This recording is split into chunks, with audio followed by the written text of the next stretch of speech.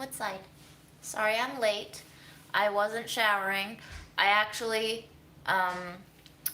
pulled my back yesterday. The salompas made it feel really good, but we are back to feeling not so great, and I actually forgot to take salompas with me today, so I'm feeling it. I was lying on the floor and I was like, I don't want to get up. Checking out to some John Mayer, but we're old now. We're very, very old now. We're gonna feed Fred, because he's been a patient boy, as always.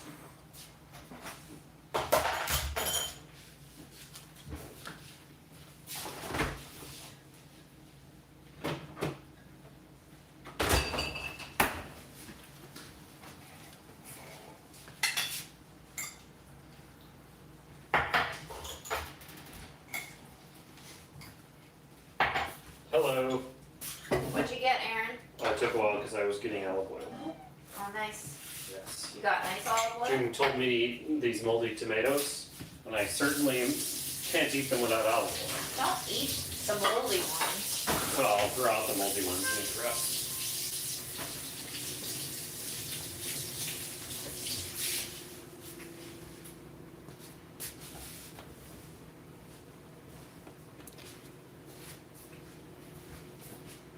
I don't have my computer open, so if you need me to see a comment, just keep typing it and tagging me until I answer you, okay?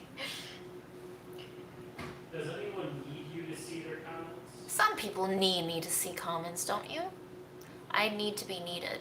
But no, I mean, obviously, whatever, but if you do want to talk to me, I might not see you the first time.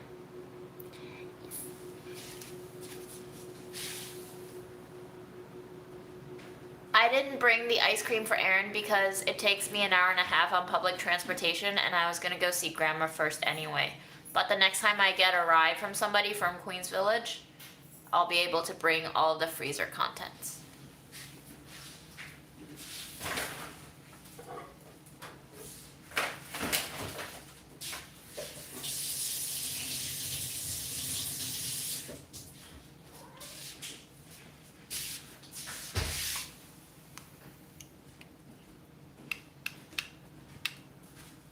Yes, I think it's called the Greek toes, but yes, I have a runner's toe, except I don't run because all of my joints are fucked up. But yes, my second toe is longer than my first toe. You have Greek toast? That's, I think it's called the Greek toe, Is there but feta cheese in between them? ew, that's disgusting. Don't.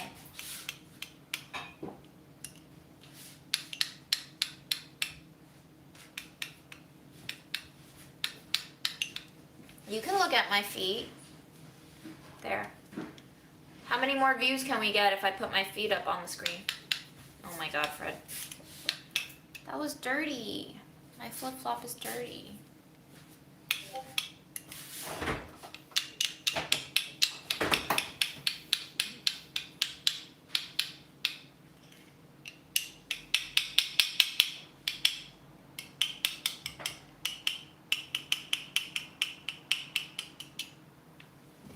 Really? You're not allowed to show feet on Twitch?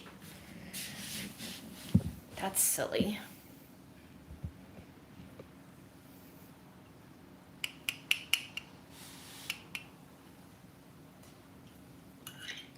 I actually don't know where we're gonna taste tomorrow. Gastro Obscura didn't actually send me anything, so it's a very unplanned event, y'all, and I haven't had time to prep at all. It might be a shit show, but at least it'll be a fun, interesting shit show, you know? I like keeping things organic, and they seemed fine with it, and they didn't seem very worried, so I'm just gonna roll with the punches. So, you know, if you watch these lives and you're okay with how these lives go, I'm sure you'll love the event tomorrow, yes? Aaron, do you want to eat on camera or not? Yes. So do people want to see what I got? Oh, I'm sure people want to see what you got. They're little freaks. They want to see everything that you got. But they're going to watch Fred first for a bit.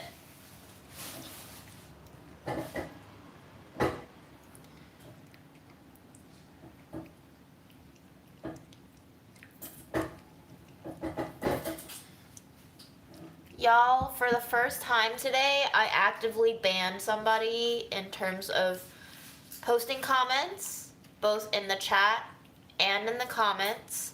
Unfortunately, on YouTube, I can't block anyone from watching my content, so they are probably still watching me.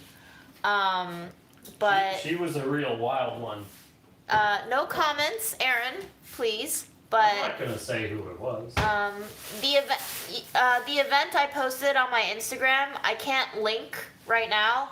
But if you search New York Public Library, NYPL, Gastro Obscura, it's an event on Zoom tomorrow, virtual event, 6:30 Eastern Standard Time. I will be chatting with people about the new Atlas Obscura book. It's 450 pages long, and it's all about different kinds of foods from all over the world. Did And you like write the book or something? I didn't write the book. So why are you talking about it? You work at the Nipple? You work at the Nipple and you don't know this event? Yeah, they're trying to get attendance up. Apparently, it's very poorly RSVP'd right now. So, yes, mods, feel free to post the link. I'm so sorry, I don't have my computer. I'm very ill prepared today. I don't have my computer. I can't share the link, but Do you want me to get you to hand you the Dell? sure. Okay. Yes, NYPL has a tweet actually, HLP, so you can retweet that. Thank you, RSVP. The person that I put on a ban has not only been viciously commenting on my relationship with my mother and how I've placed Lalo into a rehab facility. They have also been saying very diminishing things about people who have chosen to be vaccinated. So I was just like, you know what? If you're gonna spam both live chat and my comments thread and reply to other people's comments with more of that kind of attack, I'm just gonna. It's no longer like a conversation, you know. It's no longer a point. It just seems really poisonous. So, you know, I checked out their channel. They have 2 videos up. One is of their cat watching TV, which is cute, and another one is of them feeding a squirrel, which is also cute. I'm not sure why they are so vicious in attacking me, but I have guesses. I just I didn't feel like reading that shit anymore. I was starting to read some of the comments to Aaron, and he was like, you know what, I don't need to listen to the rest of this, you can stop. And I was like, you know what, you're right, let's stop. So I'm done with that shit. I'm all for freedom of speech, but when you are here to harass me and bully me and tell us that we're gonna fucking die because we got Yeah, vaccinated. these are just no goo. I'm sorry. They're That's all, fine. even the non-moldy ones are too soft. Okay, can you dump the food container out into the trash bin too, Yes, and then we can take take it that out? Yeah, when you let moldy tomatoes sit like that for a couple of days, Aaron, it's just gonna get worse. Sorry, my tripod kind of looped. We are all gonna die, you know. What? I'm gonna pull your comments up here. Give me a sec. Oh, thank you, Jasmine.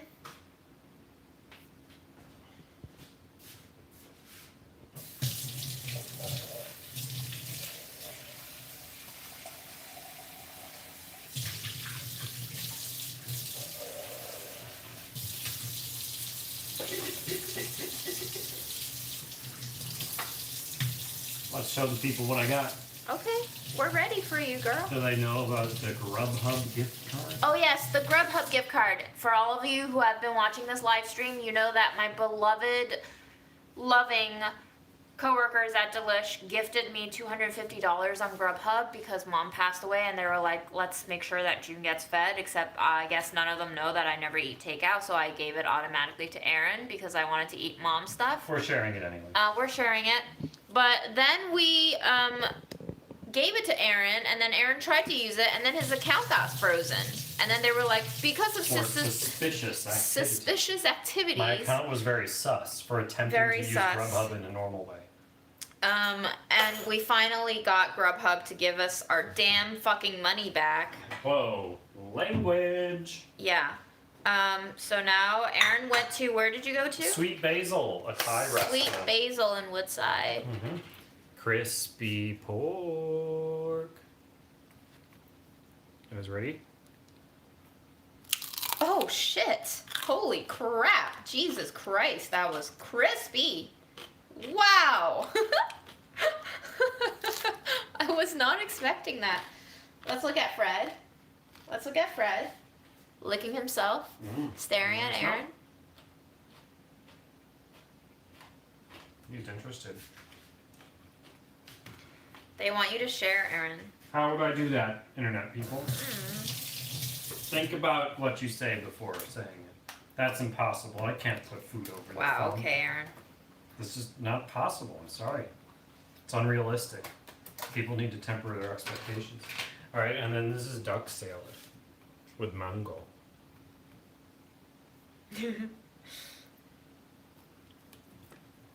The smell Lovely. profile, that one is very oniony. I smell that right away. Good. You want some white rice? No, I'm good. I want One my of those. spork. Yeah, have as much as you like. I also have all the leftover seeds too. Oh my god. Do you want to do anything? I don't know if I want to save the other half of this rice. Do you want to do anything with that, Jude? All I can say is my happiness scale goes up like 40,000 points every time I'm in Woodside and not at Mom's. And that's not to say that I hate Mom. It's just to say that being in that house at night by myself is so fucking depressing. Where do you sleep? In Mom's room. That's scary. Is that the room it happened in? Mm-hmm. Doesn't that weird you out? No. Oh, wow. You're braver than I am. Cartilage. I got a piece with cartilage. Your favorite. Do you want to eat your other cartilage piece on camera now? Jasmine says she's only an hour away, so sharing is not out of the picture. Okay. Come on over. Yeah, I'm not bringing, 61st Street, I'm not Woodside. bringing it to you. I'll send Fred out to get you from the subway station. I'll have a little neck pouch full of the food.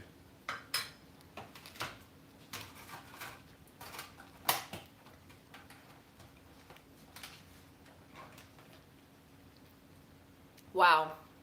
That pork is so fatty, and the fat is so fried, and it's just like a gush of pork butter. And a toasty, fragrant, slightly almost burnt, but still very rich, mild, balanced wave. It hits you the way a campfire hits you. The warmth is on your face, but it's not hurting you. It's just like, I'm here. I'm giving you a hug. I'm embracing you with my flavor. And it's not very edible. It doesn't look very appetizing anymore, but it's still quite edible. This is a piece of the cartilage. Oh yes, Saved from Aaron here. saved cartilage for me from his cooking that we made from Mom's spare ribs that she had in the freezer. So I'm gonna eat it finally.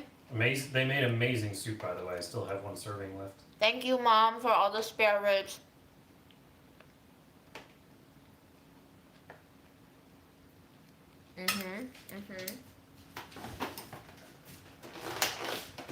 That cartilage is so soft, it's like gelatin now. And I still have Aaron's Bangladeshi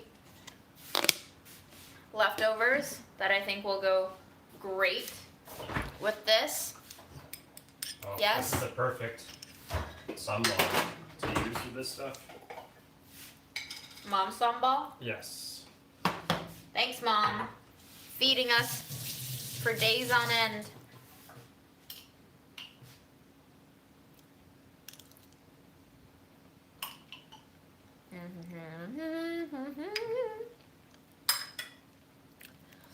There we go.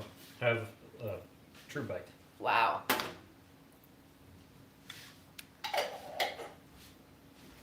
It is cold, yes. I'm gonna take a bite of the rice because I judge all places on their rice quality. If you can't cook rice well, you probably can't cook anything else well. The rice grains are pretty separate, but they're a little bit smushy, so a little bit overcooked. It is smush rice. The flavor of rice fragrance is definitely there, but you can definitely taste the water logging of the grain. So, good flavor, not a great cooking process. We got some crunchy duck. Are you okay if I take the duck? It seems like you only have like 3 pieces here. Eat whatever you like, June. There's more in the fridge, I think. Which rice do I recommend for sticky rice? It doesn't matter. Long grain, short grain, they're all fucking good. They're all really delicious. The short grains will taste a little bit sweeter to you.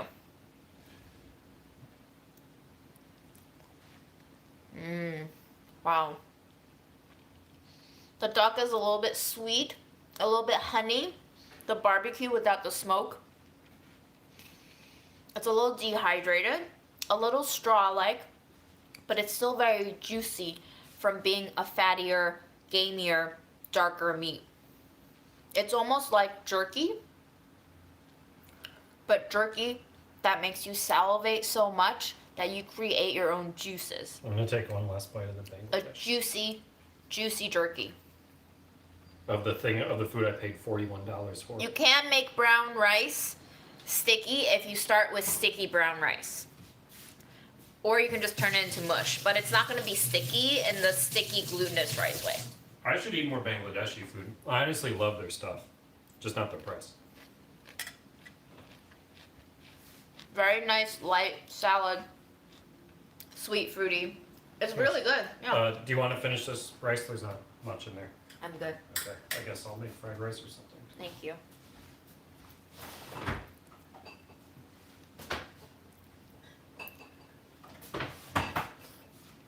This Bangladeshi food is starting to taste a little carbonated, like fermenting.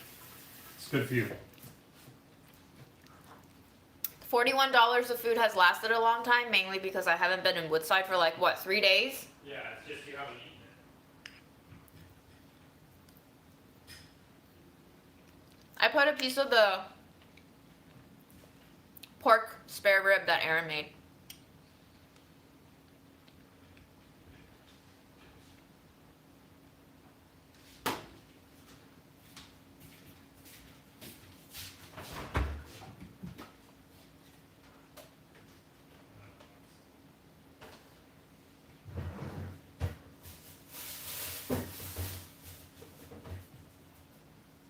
Aaron, can I have some of your celery? Yes, you may. What is it? What do you mean, what's the celery? Like, what's in it? Well, I'll be right there. Oh, that's just fried rice. Oh. Fried rice with carrot and celery. Yeah. I'm just gonna But- take some of this. There's a ton of vegetables in it because I just was trying to get rid of the carrot and celery. I recommend heating it up, by the way. Okay. Yeah. I was trying to get rid of the vegetables, so I was like, how can I get rid of vegetables most easily? That was Stir fry. stir fry and fried rice, yeah. Thank you for Yes. feeding me vegetables. Of course. Vegetables. There's also one last stick of, no, never mind. I finished it, ignore me.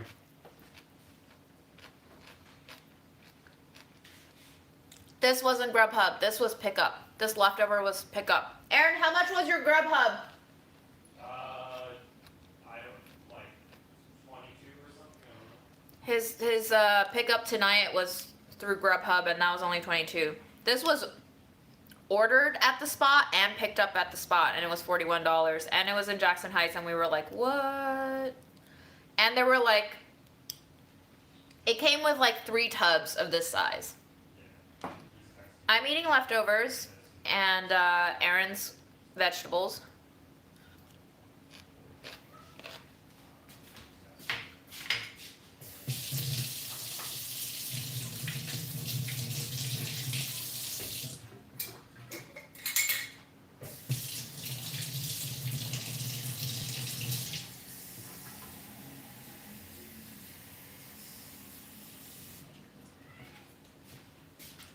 I am planning to go try to stuff clothes into the closet later. Clothes that I brought back from mom's.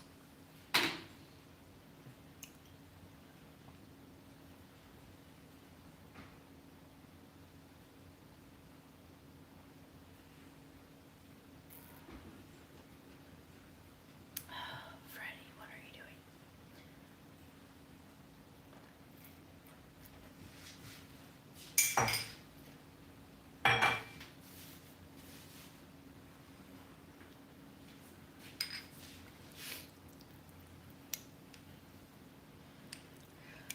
Another agent came by to the house today. Lovely, lovely person.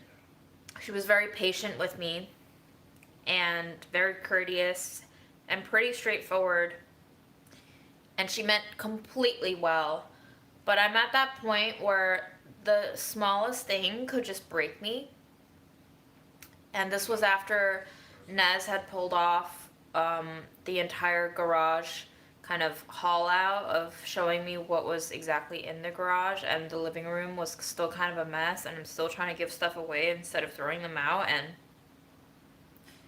I spent all morning, about 2.5 hours, trying to clean up before her visit at 11. And then she came and she was like, "What are you gonna do with all this stuff?" And I was like, "Well, I'm trying to donate it, I'm trying to clean it, I'm trying to sort it." She was like, "It, because clutter, it doesn't help sell houses." And I was like, "Yes, I know, I'm trying to make it neater." And I also talked to another agent who said, we could potentially, since we're selling as is, start showing the house even with stuff still in it, hopefully a little bit more organized. And she was like, "I see." And I was like, "Do you recommend me emptying out the entire house before we start showing?" And she was like, "Well, if you have an empty house, it's better for the buyer to have more imaginative layout going on in their minds to help them make their decision." And I was like, "I see." And she was like, "If you empty it out, clean it up a little bit, we can stage it digitally, Photoshop it, or if you can't, we can ask, someone to Photoshop stuff out of it." And I was like, "I see." And I didn't really start crying then, but I felt something in me kind of just like, I wouldn't even say snap. You know how you have a really old rubber band and you pull on it and it just kind of breaks because it's already really aged and brittle?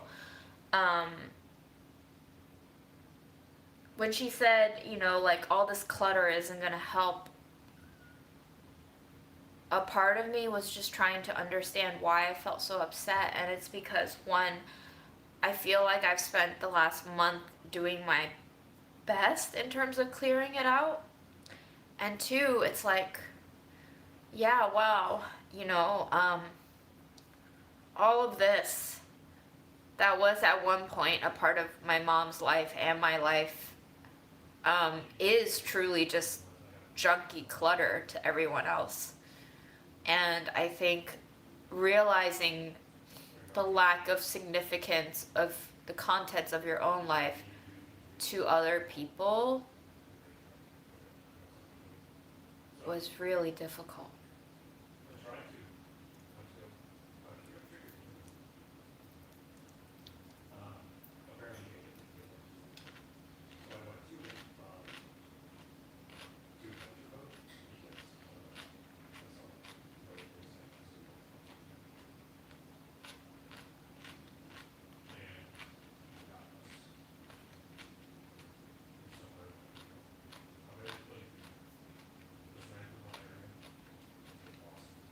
The agent was lovely. At the end, she saw that I was upset, and she was like, "How are you doing? I know it's a tough time." And I was like,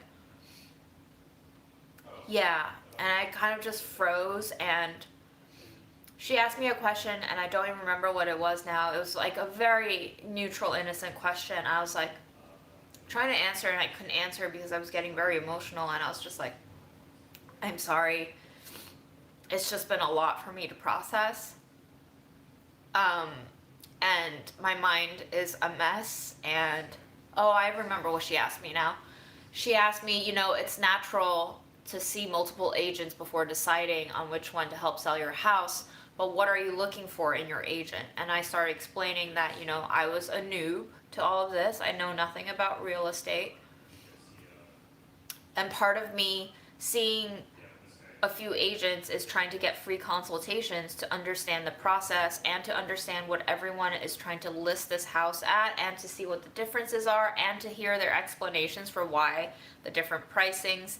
And yeah, I just paid off the heat bill today. There are quite a few bills. And she was like, I understand. And she was really nice, because I started tearing up and I couldn't really talk anymore. And she was, we were both masked, but she looked like she was tearing up because she saw me tearing up. And she was like, I know it's really hard. If you have any questions for me right now to help you make your decision, I'd be happy to answer. And she basically, I don't know how much of it I retained, but she basically stood there in the middle of this mess and she talked me through kind of like a Sparks Notes version of what this would look like, in terms of timeline, in terms of finding lawyers, in terms of whether or not the buyer has a mortgage or is paying in cash, like different kinds of scenarios. And she was lovely. No gripe against her at all. I think it was just a situation.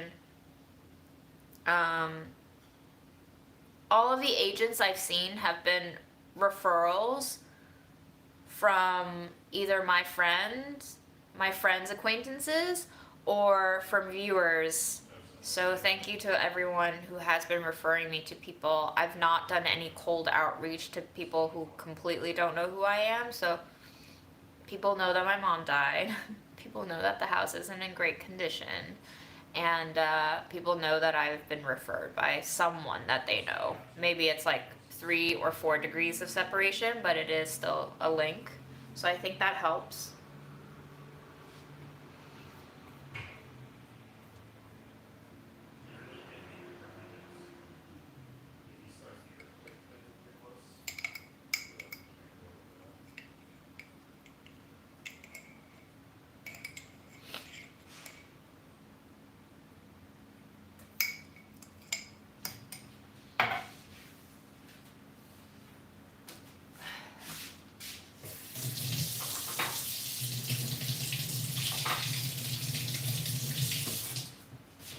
I returned the shredder yesterday to the lovely viewer who loaned it to me, and then today I found another box of documents.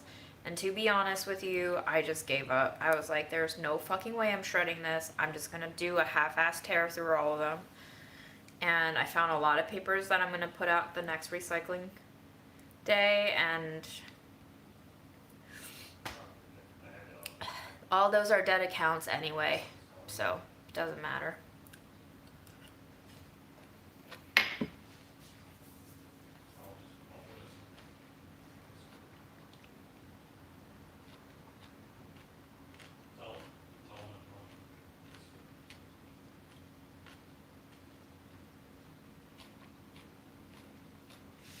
I had the deadline of putting the house on the market by the time my bereavement ends.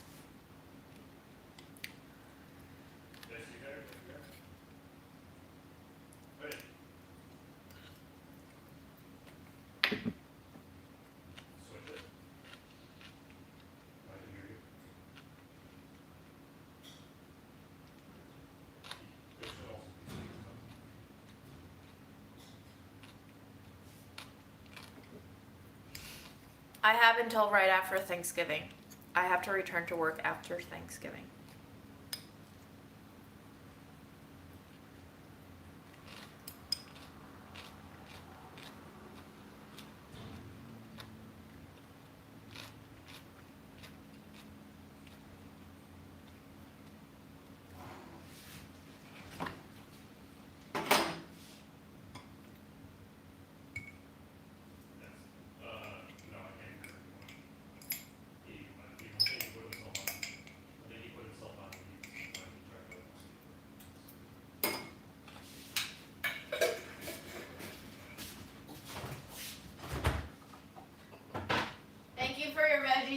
It's so good.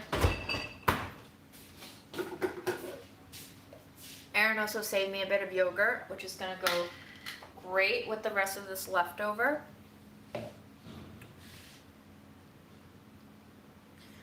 Yeah, the agent was basically like, yeah, cleaning this house is your full-time job, huh? And I was like, you're not wrong. I never thought about it that way, but yeah.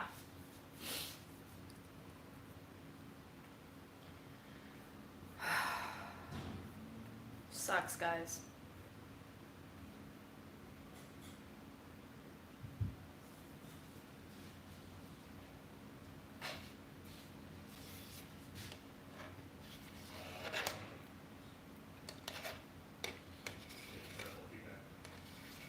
At this point, I don't have the energy to research agents, and I truly don't fucking care if I sell it for quote unquote top dollar. I just want to find someone who won't bullshit me. I want to find someone who's straightforward. I want someone who gives me a heads up whenever something's happening, and I want someone to be fucking honest with me. That's it. So what if I make a couple of tens of thousands of dollars less? This house is already starting to crumble. I'm expecting not to get quote unquote top dollar. I'm fine with it.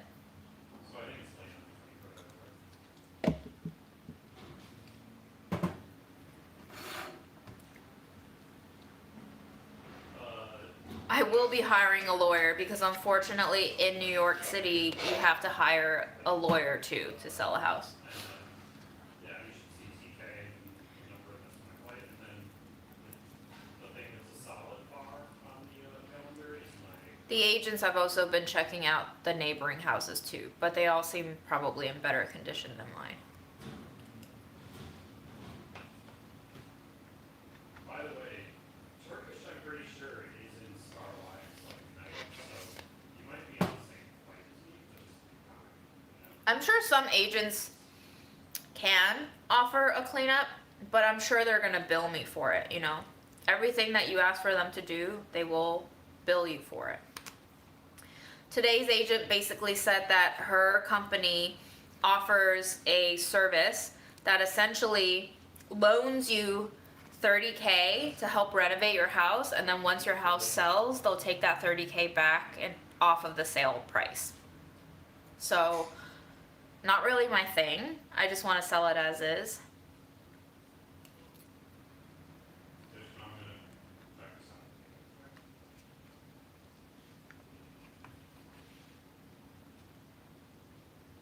Yay, Laura!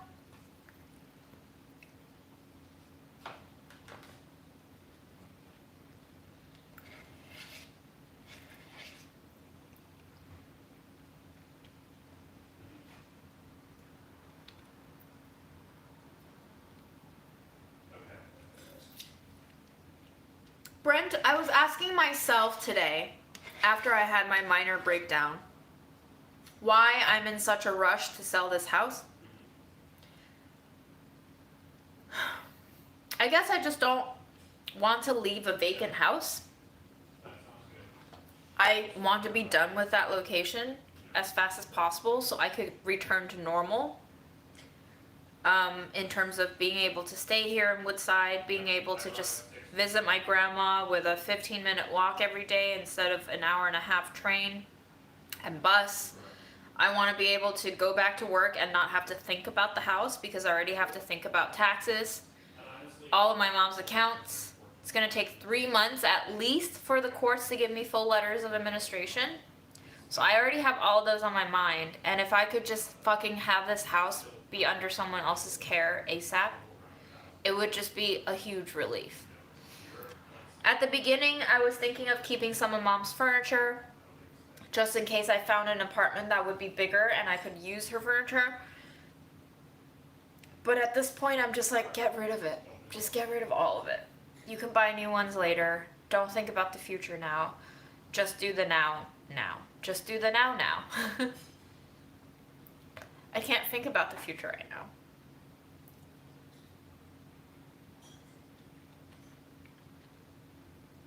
Yes, that's what I said.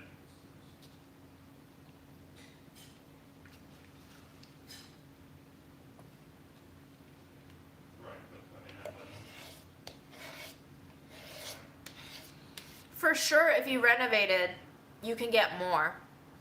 For sure. That's why they want you to renovate it, because then they'll make a higher commission too.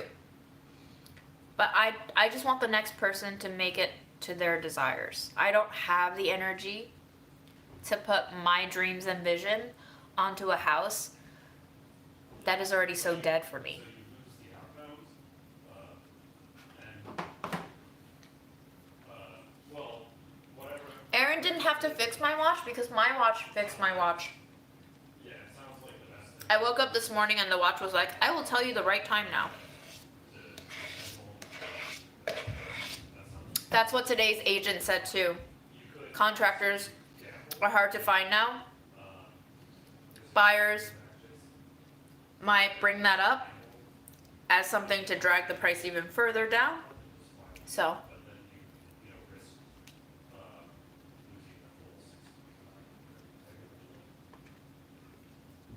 what will be will be. I'm not gonna worry myself over this because I realized today that all my mom did was worry, and I cannot fall into that trap. I cannot allow myself to fall into that trap. That is the most important lesson that her death has left me with. So.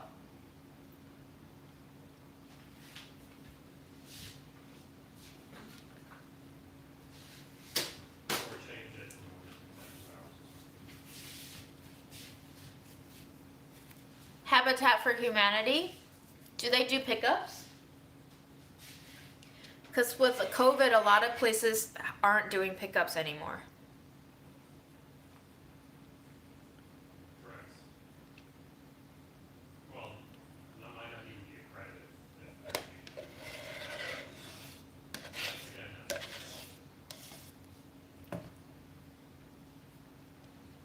Right. I mean, it's more likely these days with social airlines. Yes, I do not want to be a landlord. Whatever but, you know, I think if you just want a piece of money and not to worry about it, and you wouldn't really be missing much on the than mortgage. Obviously, business costs on mortgage is a better way to get there, but it's not like, it's not like the first time, it's not amazing, it's just fine. So, if it was something else, like, I was flying efforts first when I was offering that, so we could do it, we wouldn't really do this.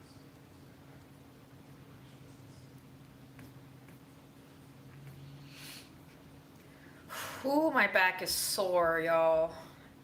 I really did a number on it. I guess I'm very old. It's simple, yeah, that's why I've been going so much farther, is that it's such a cheap country. Like, you can, like, hotel food and everything, you can find very decent hotels. No salompas today. I'll have to see if I have some tiger balm. Thank you for listening to me yesterday. I like going through that book. Having these lives on is a great motivation. It's like studying with buddies. You know how you study better sometimes when you're in the company of other people? Like, these lives make me feel Sorry, guys. less drudgery in the stuff that I have to do. Okay.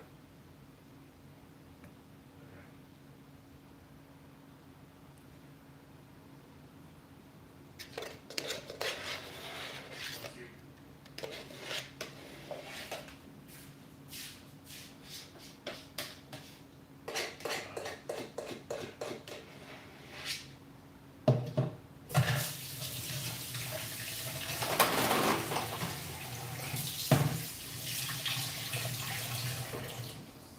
Bad news though, I think I lost Grandma's sewing scissors. Gonna have to get her new ones, except I don't know where Mom got it. and you send me your itinerary or whatever, I'll start recommending you. I'll look up those for you. You also might be able to stay, I'll look into you staying with me.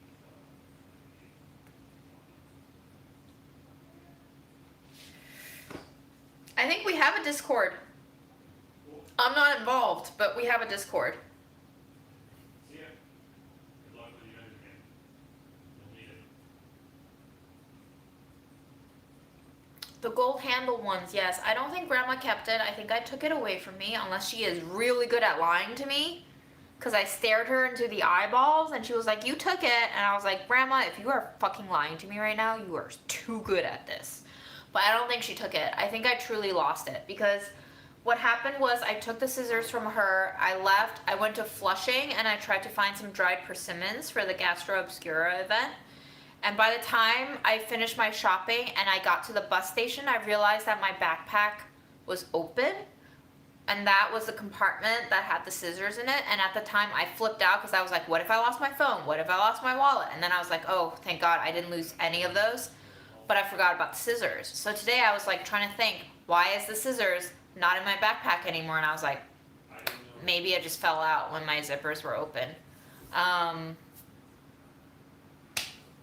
I didn't know if the fight was very hard. You know, it's just me solo on but there's that. Yeah.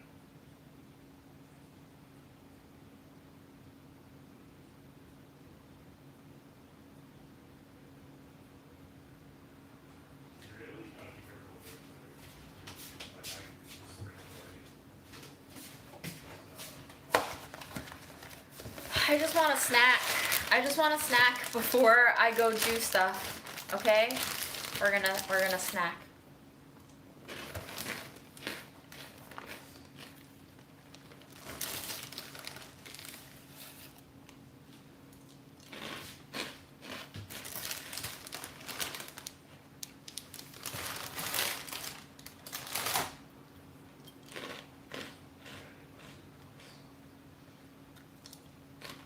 Not super peanut buttery, but pretty peanut buttery.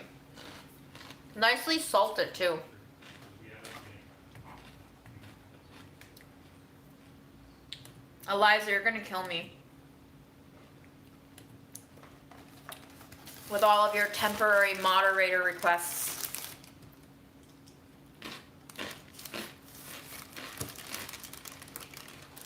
Camilla, how did you like tiny popcorn? Did it work? It's not as sweet as Reese's. And I think Reese's is a little more addictive.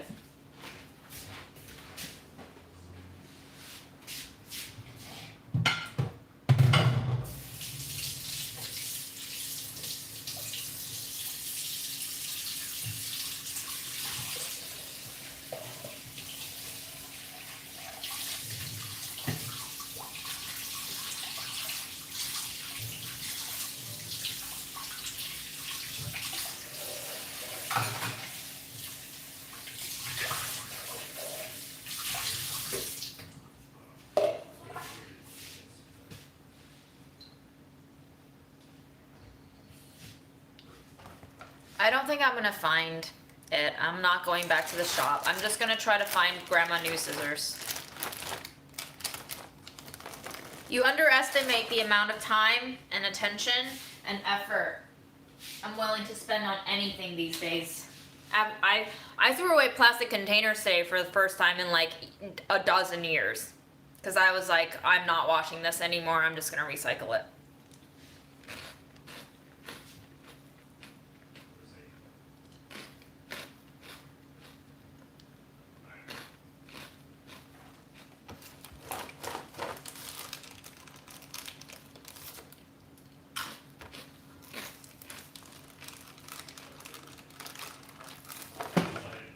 once you see one healing in the back,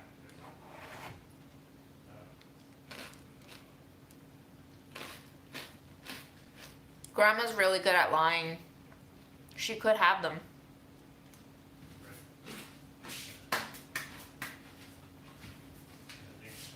She's lied to my face before. Either she's lying or she truly doesn't remember sometimes. I can't tell which one now. Like today she denied ever having cut the IV cord, and I'm like, you think doctors will lie to me about that? Why would they make up a story about you cutting your IV cord?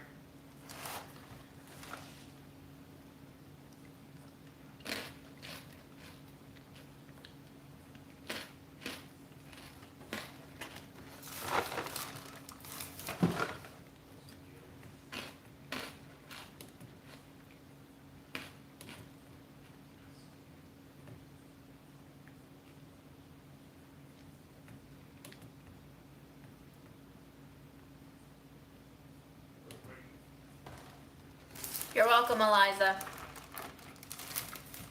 does have a range, by the way. Anka, that's why the doctor said no more scissors for grandma. That's why I have to be there whenever she needs the scissors to make arts and crafts.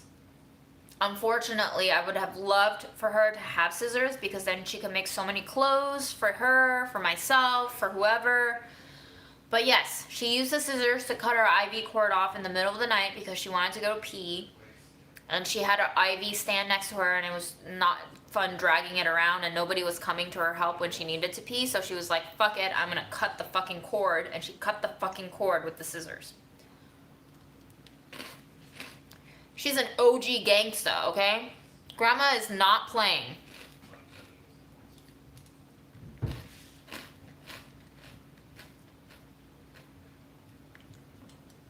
I agree.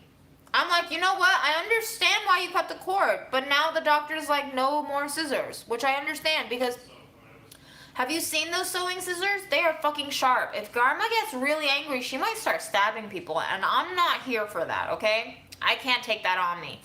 I'm not about to go to court for my letters of administration and for Grandma to be tried for murder. She will do anything.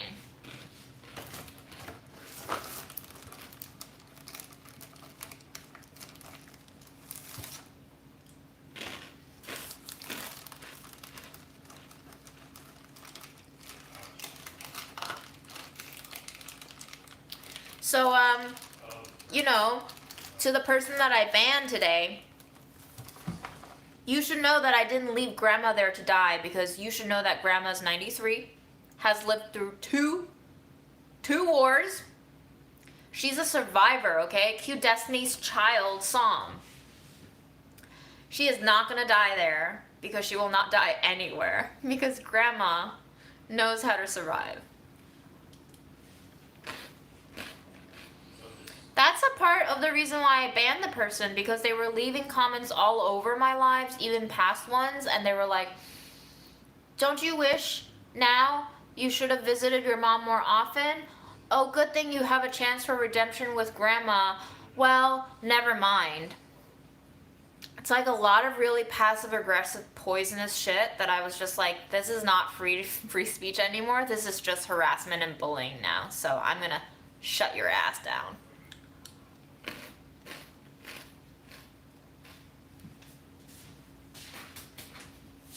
I am all for free speech, but I will not let you bully me. I will not let you bully other people.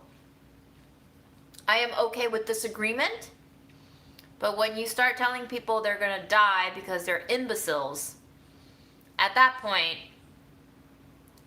that's not allowed here.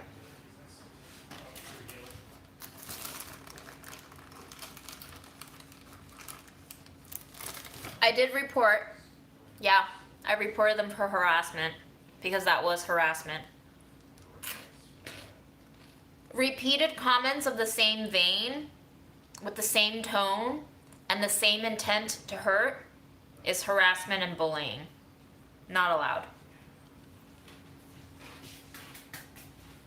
If you want to argue about whether or not you want to be vaxxed, fine.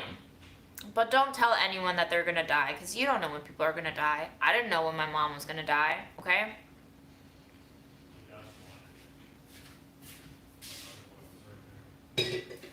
I've also had enough people question me whether or not my mom's death was related to the vaccine. I don't fucking know if it is, and I don't fucking care at this point. My mom's dead. Let's fucking move on.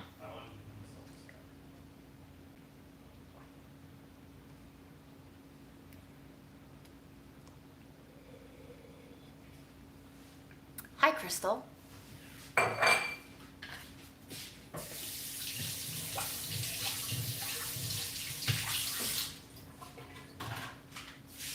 Okay, I'm gonna eat some granola and then we will go to the closet.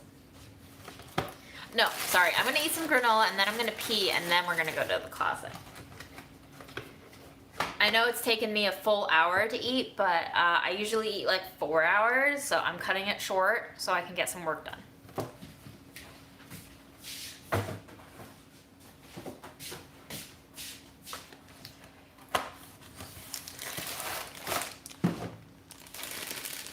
Vitamin check, I took it this morning. I'm so proud of myself. I took 3 vitamin C's.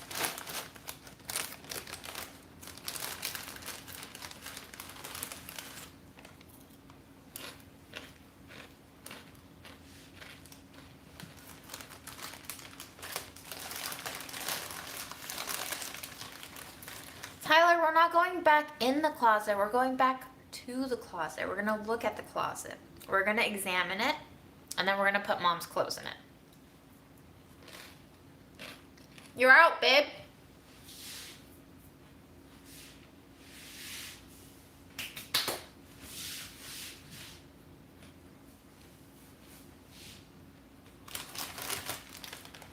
I've done DIY granola before. Was it in the turmeric video? It wasn't very good granola. I never follow recipes for granola. They always turn out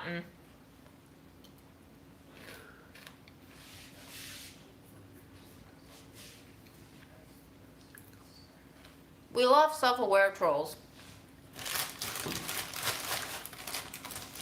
It's the people who deny that they're trolling that I have issues with.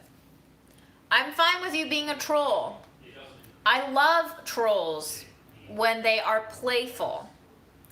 But when you are not aware that you're a troll and your trolling hurts people, that ain't cool. This is a place where everyone can come together or stab each other to death. You never know, trick or treat. Okay. It's pee time. Does anybody else eat granola disgustingly like I do and just put their grubby little hands?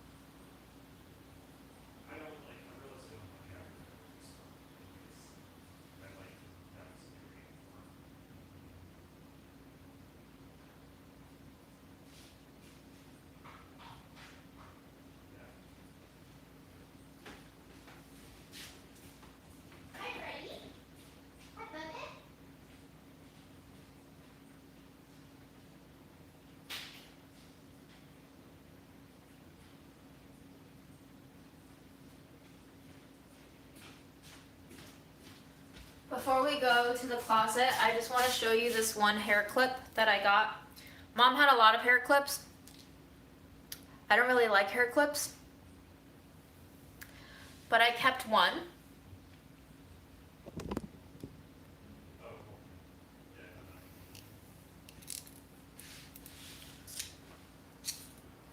Are we talking about the California warning label of everything causing cancer?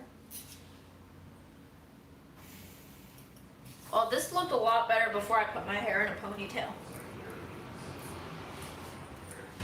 What do you think, Fred? Is this a look?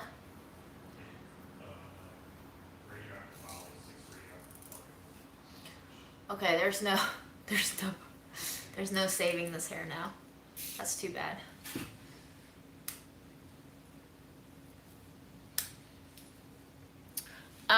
Okay. We're gonna go. Freddie, you wanna come? Shall we go to the closet?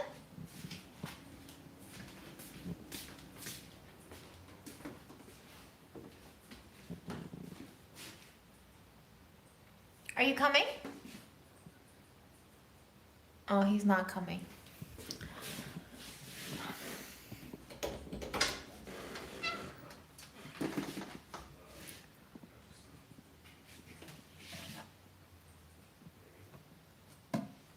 Oh, sure. I just started. I don't know where I'm gonna put you guys. BRB.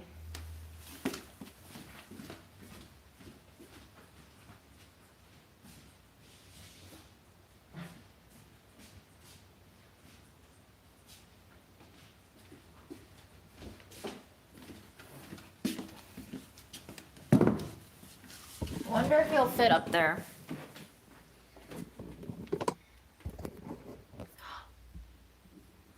Oh, no you won't. No you won't. Wait, what if I shorten you? Hold on.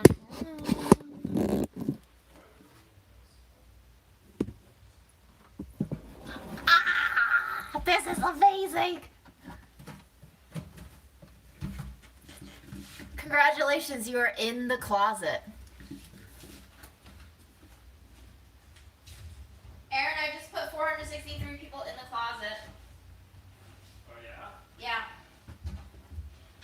How's that going for them? I think they like the closet. Nice.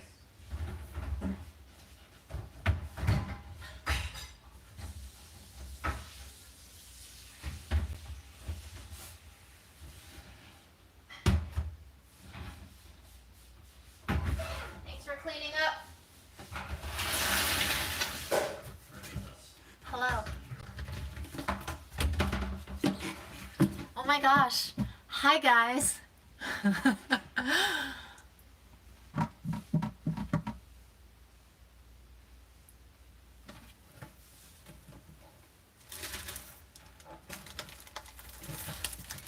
Here's new underpants that I never wore that mom got for me, and I got angry at her because I was like, I don't need new underpants.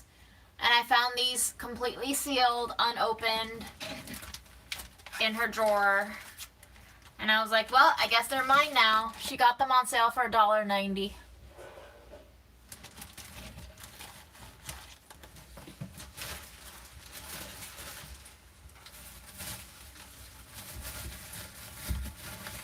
Do you enjoy me showing you every piece, or is that too much? That might take so long.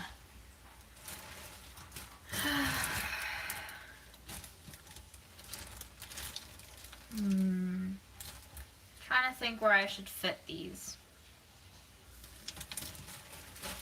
I'll show you my favorite pieces, I guess. These are pants.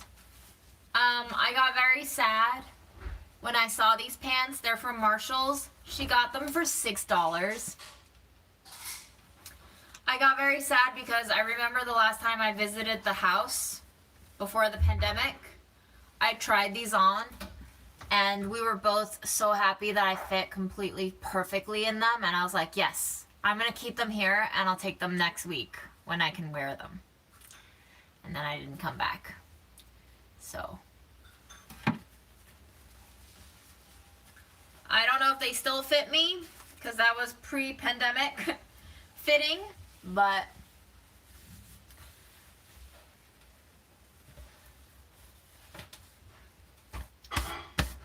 $6. Thanks, Mom.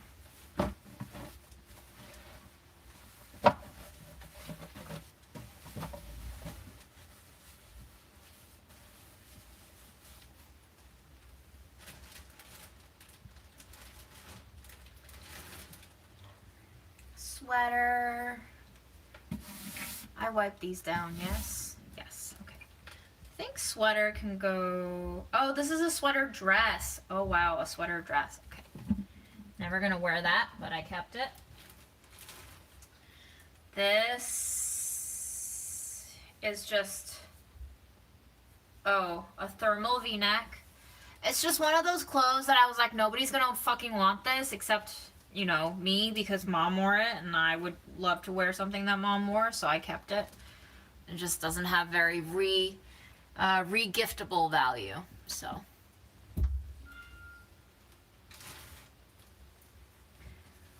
summer shorts.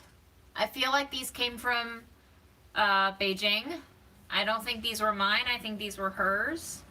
I should put summer stuff elsewhere because it's not gonna get used for a while. Let's put summer stuff here.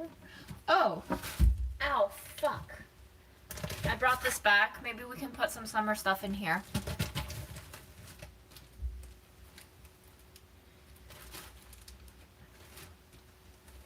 You saw this on an Instagram story, maybe? It's really hard to gauge what these things look like without proper lighting, but I am digging this angle, y'all.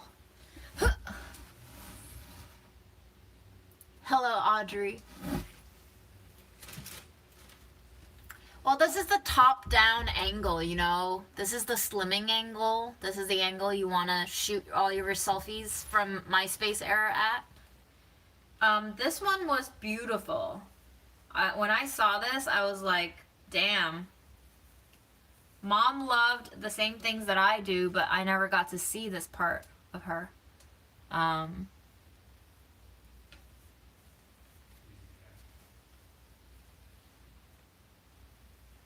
It's so beautiful. Like a hippie lace kind of sleeveless dress. Where would I even put this? I guess I'll put it with the summer stuff for now.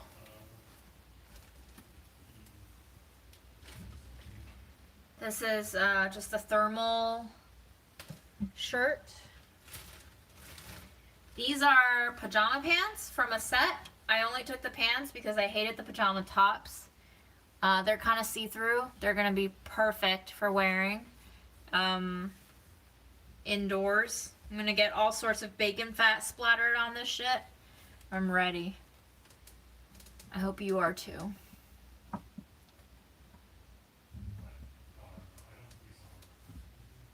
Oh, I need the underpants now because it's been 2 years and the way that I wear underwear, they develop holes in approximately 13 months. So I'm due for a new round of underwear. And to be honest, I just feel like I would rather buy new underwear to give to shelters than to give the ones that my mom had bought for me because of the sentimentality attached to them. So I'll probably just end up donating to shelters and make Daddy Hearst match it too, because I still have thousands of dollars in one-to-one matches, so I can just very easily donate that money. Okay, so the way that I wear shapewear. I don't know why I took these, but I was like, nobody else is gonna want this shapewear that's been right next to her crotch, so I will take it. I think these are going to be great for me because when I do wear pads on my periods, I need something to hold them in place, and so shapewear is perfect for that. Was that TMI? Sorry.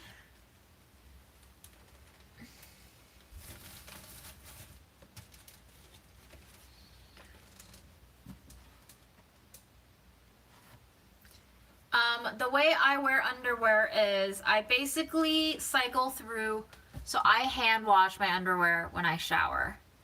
So I basically cycle through the same 2 pairs unless I'm traveling. But even when I'm traveling, yes. And I hand wash them, so there's a lot more friction happening on the fabric. So I wear the elastic down a lot. I wear the fabric down a lot. And it's like the same 2 pairs just suffering through it. So that's how I wear underwear. I basically buy, you know how you go to those discount stores and they always have those like imperfect Hanes and you get like a pack of 3 for $3. That's all my underwear is. It's just like discounted Hanes underwear. I own exactly 1 pair of Victoria's Secret and it's because I got a free coupon and I haven't worn that pair because it feels not good on me. I am used to like the Hanes all cotton construction. So did you hear enough about my underwear? Would you like to know more? Another pair of pajama pants.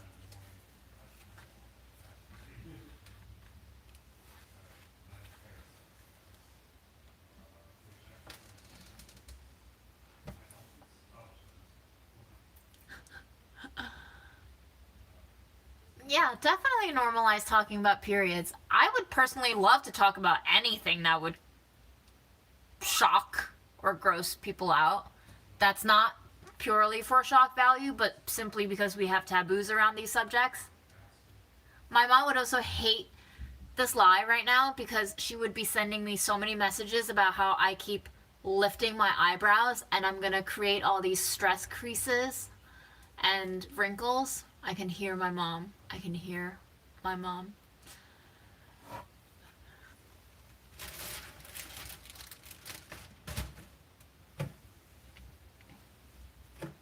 I brought these pants to Cairo and I never wore them. I got these at Goodwill, I think, for $8. Not a great deal, but they're lyocell, which I love.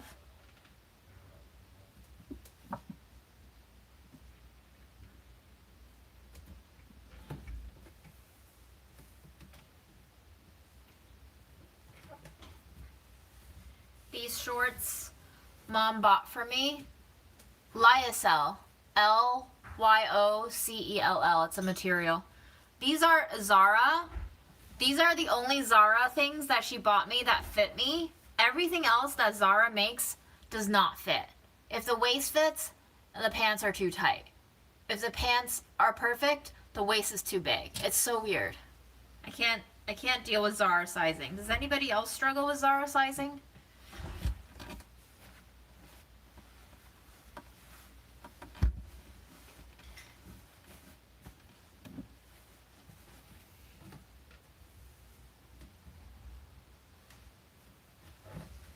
Oh, we have to take the shoulder pads out of these. Okay, I'm going to set these aside and we'll work on that later.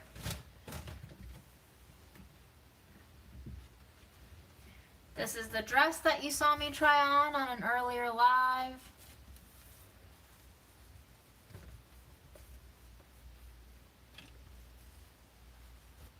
I'm cosplaying who? Girl, I don't even know.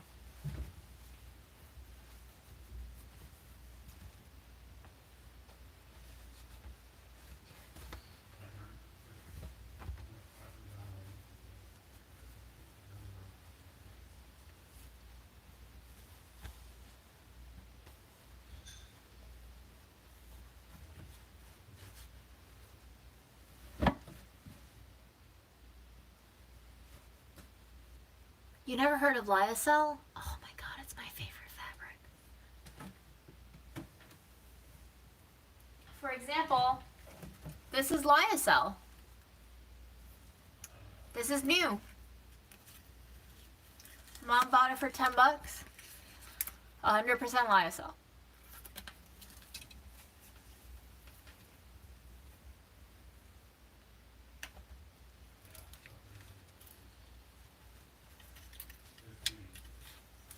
It feels like a baby's bottom.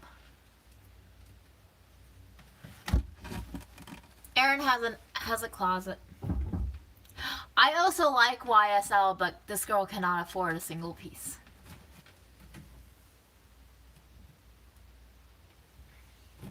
Here's my Wednesday Addams dress. This is not mine, this is Mom's. I've never seen her wear it though. It's very strange. I've never seen this dress before.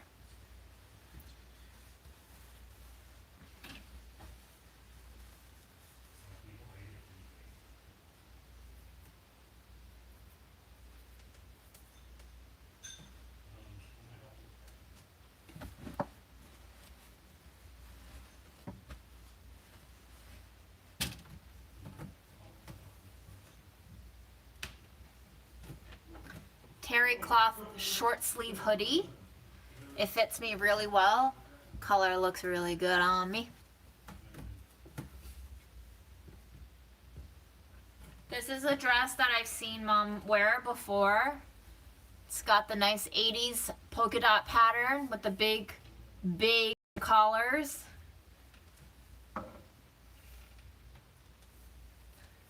It's gonna look terrible on me, but I gotta keep this because I remember Mom wearing this.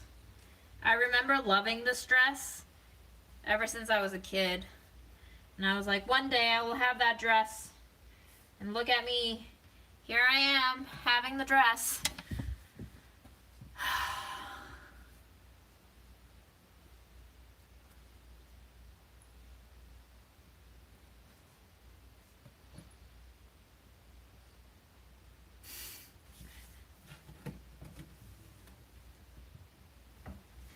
Here's a real Halloween dress. I got this from a thrift shop. It really looks like I killed someone in it.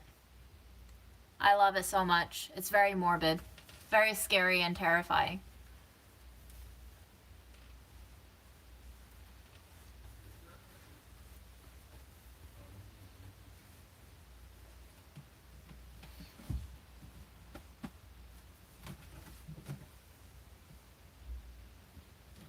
Here's another one of Mom's dresses. I've always loved this one. Very simple, just red, with a string in the back to cinch the waist in if you'd like.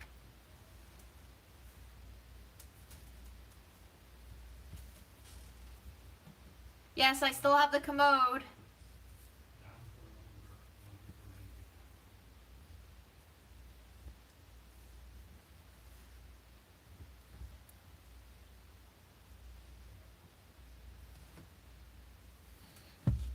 Ow.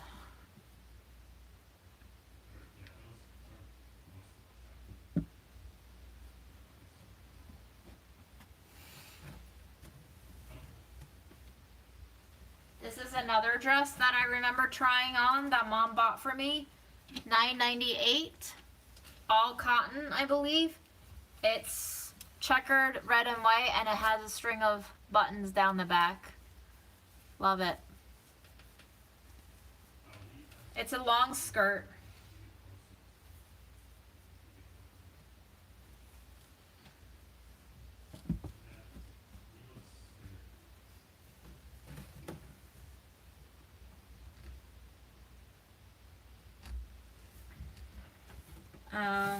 Here's a bunch of my shit that you've no interest in seeing because you've seen them. Here is a jumpsuit that I got off of the free table at Delish, and I'm only showing this to you because this jumpsuit was the one thing that my mom said she forgot to bring to me on one of my last in-person meetings with her. She was like, oh, it's summer and I was gonna bring this to you, but I didn't bring it. And I was like, it's okay, I don't need it. You can bring it next time I see you. No, next time. Next time I saw you was at the house and you weren't there. The commode is basically a chair with a bowl attached and the bowl you poop or pee into. That is available at Queens Village. I cannot take it to Woodside.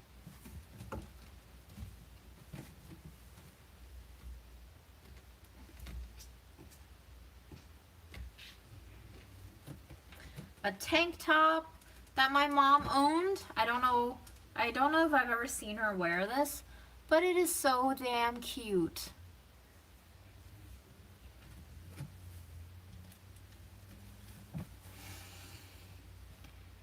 Here's the silk sleeping shirt that she always just wore around the house.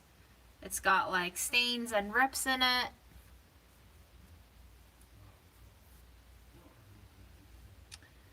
Effie, you keep asking the same question.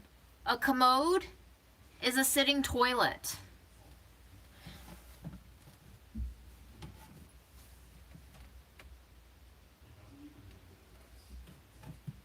This is my shirt. You've seen me wear it. This is Mom's.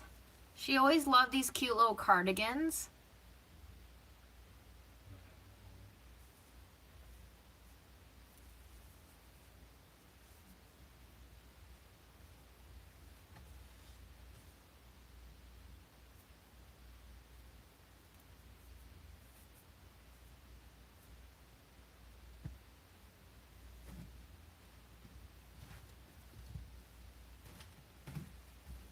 A slip dress.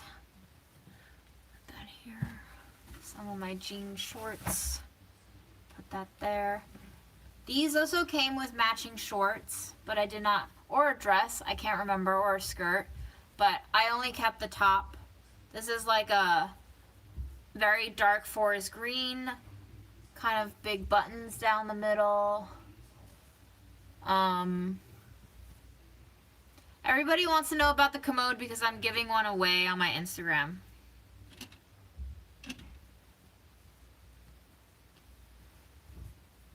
I'm trying to give grandma stuff away because I don't have any storage.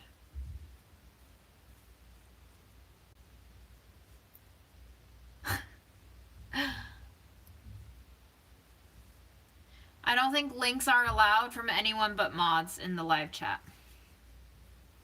Oh, these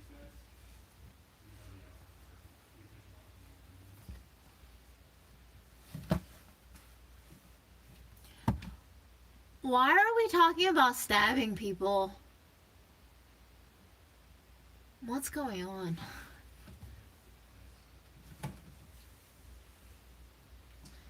I don't know if I'm gonna fit into this dress, but I don't care. I remember my mom wearing this dress, and she was a total fucking babe in this. This is a sleeveless, kind of like a polyester cotton jersey type of dress. My mom had way bigger boobs than I do, and she fit so lovely in this one, and like her cleavage. Not to sound like a total creep talking about my mom's cleavage, but she looked like a babe. She was a babe. I will wear that at home.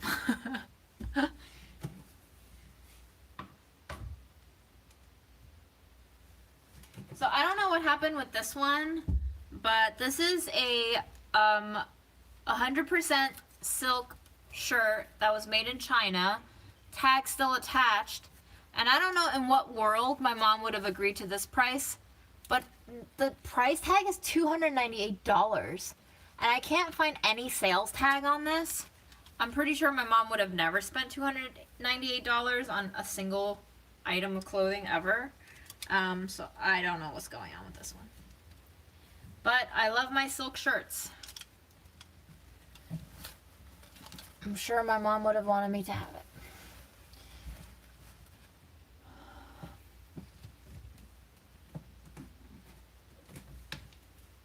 Do you know how padded that push-up bra would have to be for me? The bra would be thicker than my boobs would be. I found this silk robe, and I was like, damn, I don't know what mom was keeping this for, but she ain't keeping it no more. I'm gonna be cooking some bacon in this shit. It's gonna get splattered. We're gonna wear the shit out of these things. Mom, keeping all the good stuff in the fucking closet.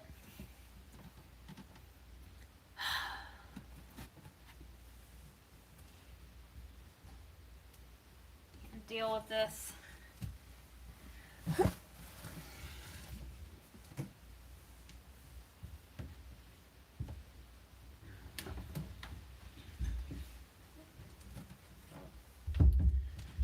These clothes are all mine. Pretty nondescript. I'm gonna keep them here because that stack is getting too tall. I only kept one college t-shirt. This is my education department t-shirt. It fits me really well. It says on the back, "Wisdom begins in wonder." Apparently it's a Socrates quote.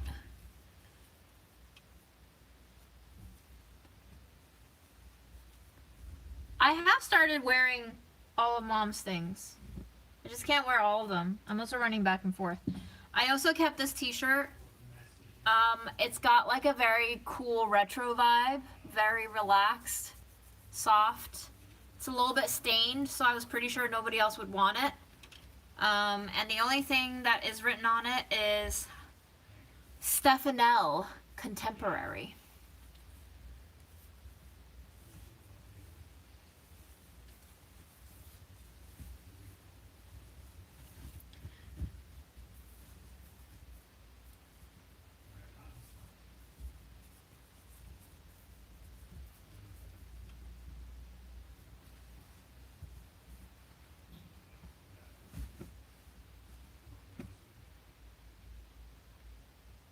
Yeah, I know Marie Kondo.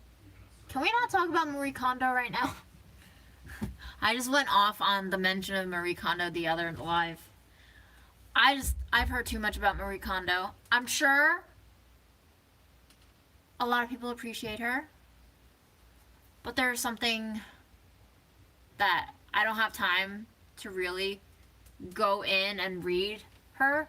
But the way that her whole theory has been summarized in the sound bit kind of way is just like too simplistic for me to be on board with. I just spark joy. What the fuck is joy? Also, oh my god. If we're gonna talk about only having things that spark joy, I had someone come to me today. She's a lovely person. I'm not shitting on the person. But she was trying to tell me to let God into my life.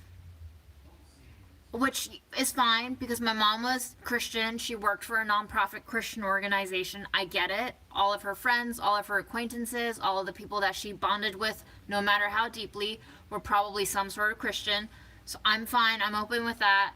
I was also a Christian as a kid because my parents were Christian, so I don't have anything against Christianity. But she came over and she was trying to comfort me because she saw that I was distressed, and I was like, cool.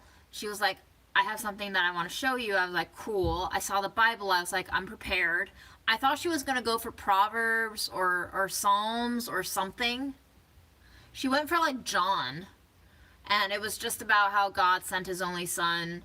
And, you know, the whole kind of like very stereotypical bring someone on board to Christianity. I was like, wow, that's not even a special quote. Like, out of all the things in the Bible that you could have shown me to bring me over, you gave me a not so emotional one.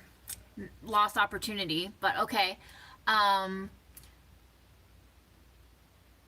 She was basically saying everybody who's been trying to let God into my life has been telling me that I have to believe because mom is in a better place now. She's with God and she's resting, and that one day I will see her.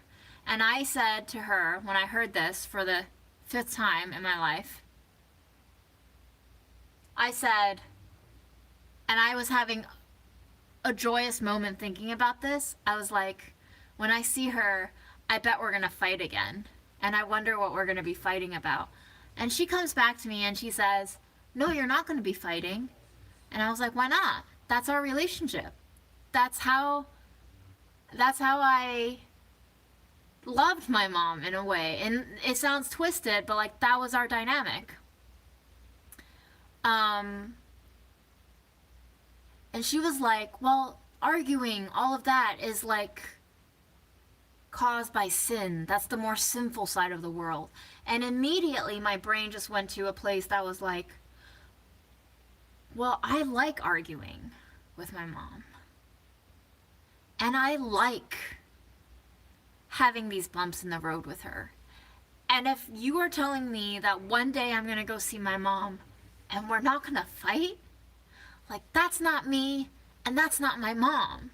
Like, it's going to be some scary horror story in heaven if I see my mom and we're not fighting.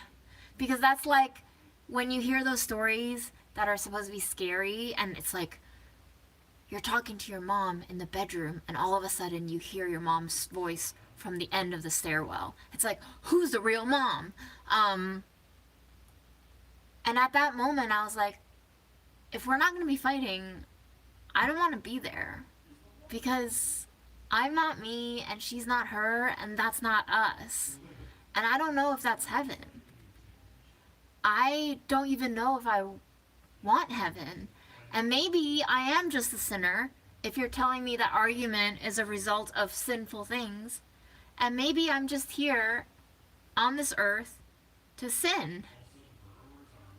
And maybe that means I'll go to hell. Or maybe I'm already in hell if you're telling me that if I don't have God in my life, it means that I'm lost. I don't understand why people pity me if I don't believe in God. But I'm not even saying I don't believe in God. I'm saying I just don't know. And I've worked very hard for a very long time to be comfortable with not knowing. And I said to someone else who was trying to talk to me about letting God into my life and letting him into my heart and following his plan for us, and I said, well, what's his plan for us? And the narrative is always, well, you accept him and you accept Jesus and you accept that he's your salvation. And I was like, okay, and then? And then what does God want for me to do? What does God want from me? And the answer somebody else gave me was, well, you have to ask God that. And I said, okay, how exactly do I ask God that? And they said, God will talk to you. And I said, okay. I said, I don't think for one, God ever left me. I don't know why you think God has left me, because God is omnipresent. God is everywhere. God is in everything. And if God is in everything, while also not being everything, then God is already in me. And I am comfortable with that. I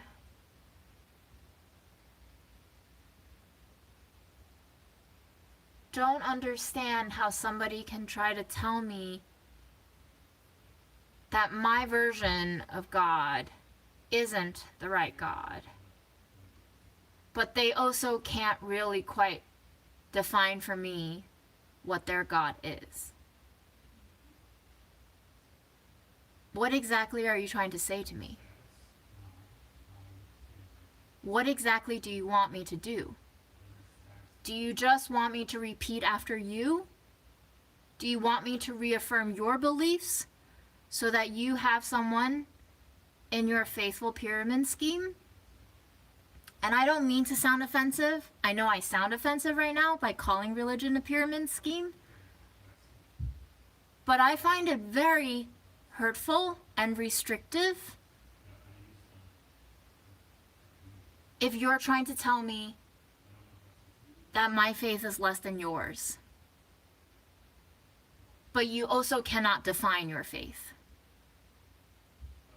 And I am faced with these answers and responses of, a lot of people have asked this question, and it's a hard question to answer, but if you talk to God, God will talk to you, and then you will have the answer. And I'm just like, what if I already have the answer that I like? Just like you have the answer that you like. And who does it hurt more for us to have slightly different angles of the answer? Because I don't care what you believe in. But you seem to care a lot about what I believe or don't believe. Anyway.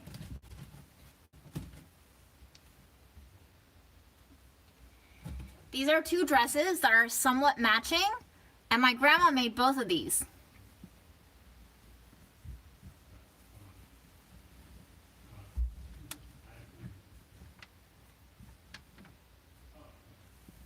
Whoops! Well, really cute.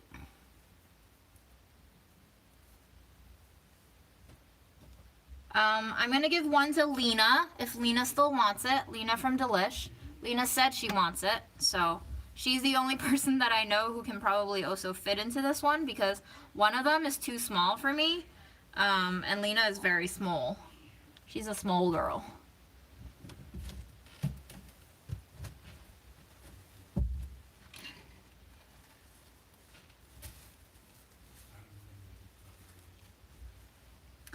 Yo, on the next live, we are going to be wearing some silk-ass pants. Yes, it's time for a snack. Hold on. I'm almost done. Y'all are impatient.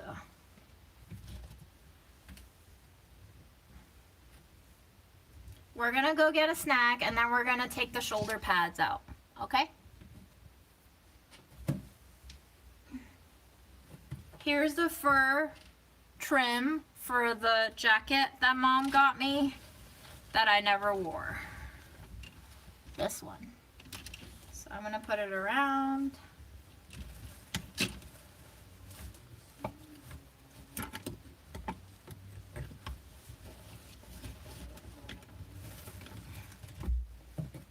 I didn't take home all the clothes. I only took home some.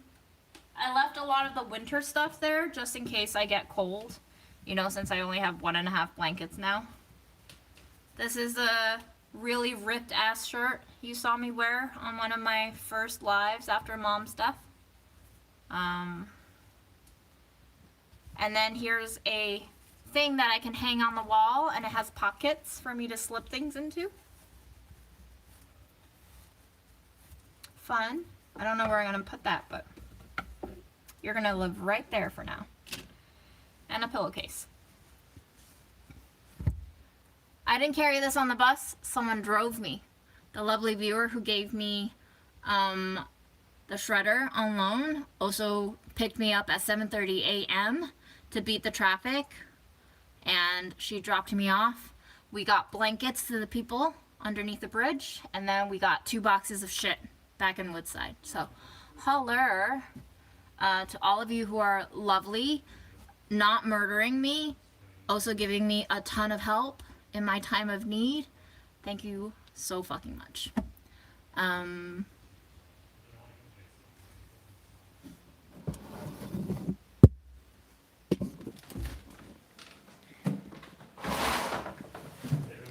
I might be catching a ride tomorrow with someone who's picked up a lot of my old cameras.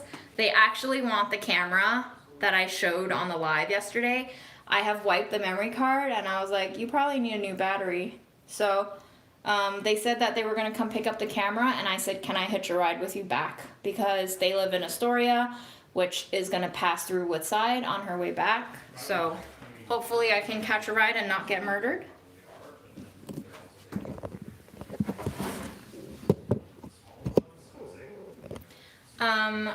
This tub is now empty. I think I will bring it back to Mom's tomorrow to get more stuff. For now, we are gonna get a snack, but I need to put stuff into that bag first. I don't have a cornbread recipe. Delish has a good one though, I think. You can't really go wrong with cornbread, y'all.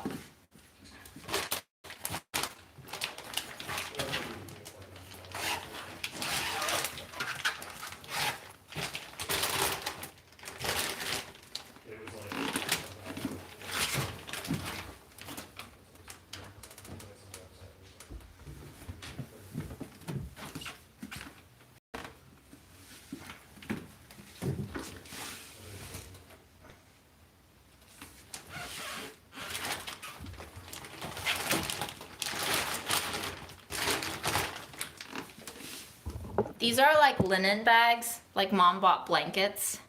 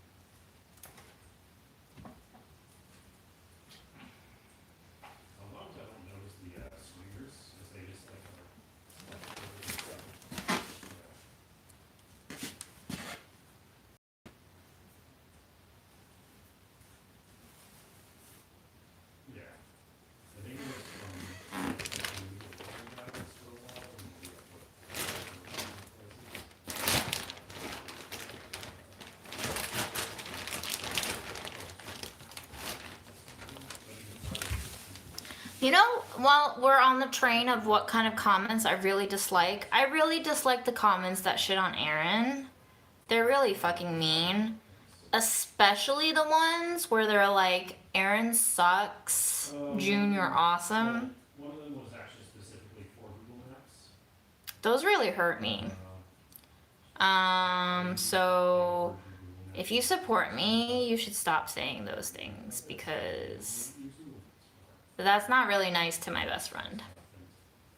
Another one was more interesting was about phones. So I'm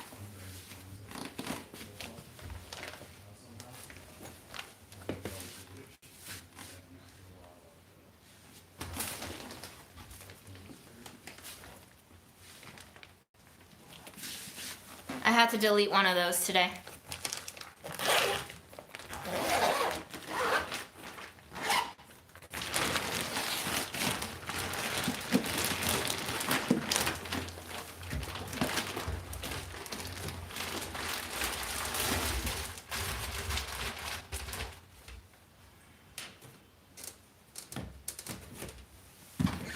Y'all, I totally could have kept way more shit of mom's. Look at that. Wow. Wow. Wow. It's all still so spacey.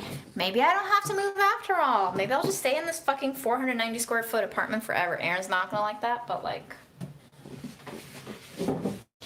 your girl does not have energy to move right now. Wow. Yeah, Aaron never streams on Twitch. He just plays. He's a little camera shy. It's not like he doesn't care about y'all or me. He's just kind of camera shy. So he doesn't really like being on camera. A lot of people mistake his behavior to be like rude, but he just doesn't feel comfortable in front of people. Which puts into perspective how awesome he is for participating in Budget Eats to begin with, because he didn't have to do that shit, but he did it because it was my job, and I asked him to do it and he agreed. Like, so the next time somebody says shit about how mean he is and how unhelpful he is, maybe we reevaluate.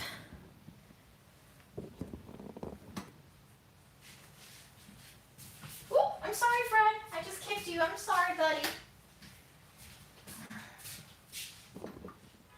I am kind of mean. That's for sure. I am a bitch sometimes.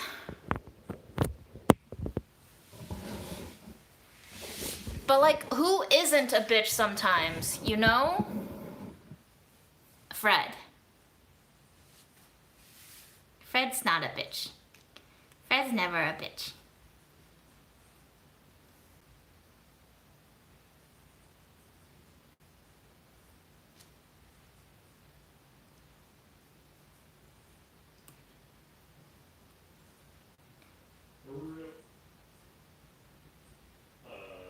Minecraft.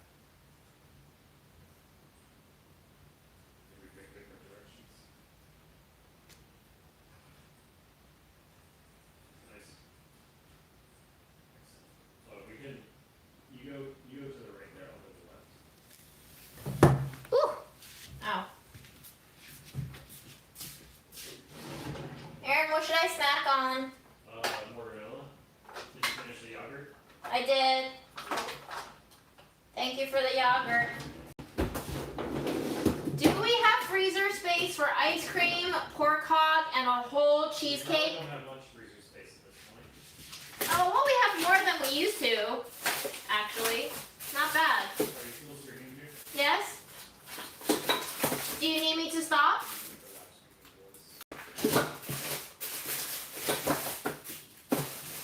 Did you just say I have my live streaming voice?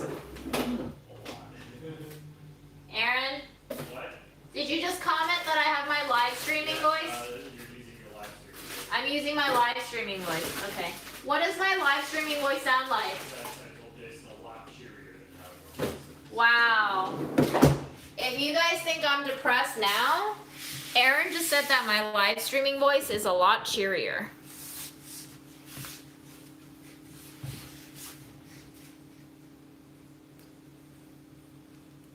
Listen, I'm going to take the usual stuff. To the officials of Raft Village, right? I am ready to confirm these meetings for so-called peace talk taking place. Precious meetings. Cheerier. Cheerier. Meetings are releasing for unaware. Okay, we're taking off these. These meetings are run This was mine. I went to a monastery and I bought it. I don't remember how old I was. I think I was in like middle school or high school. My eldest, Yago, has become obsessed with business talk. It is all in this meeting. No longer home sometimes. Yeah, well, normally I don't feel like I have to talk to 400 people at once, so I got no. I do feel like I shout a lot more for no reason because you guys can hear me just fine.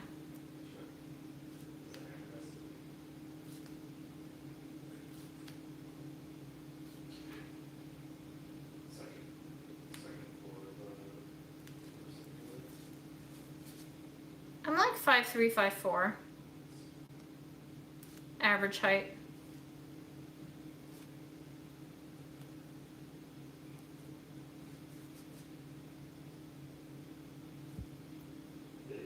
Yes, Fred does love shoulder pads. Excuse you, Fred.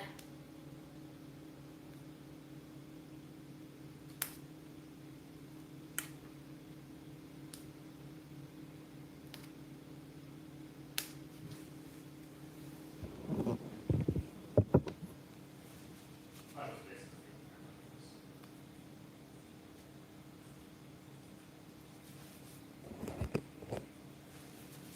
Yeah, Naoko, that sounds like hell.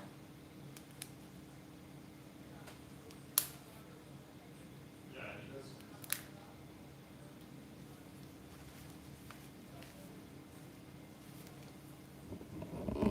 Whoops, sorry. Yeah,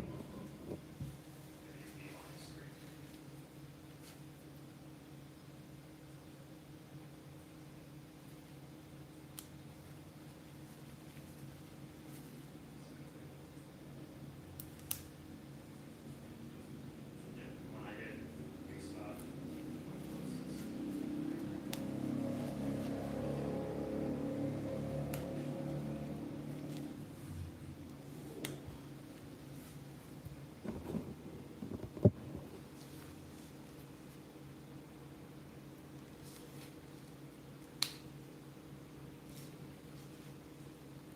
I'm not growing anything except cat grass right now. All my plants died.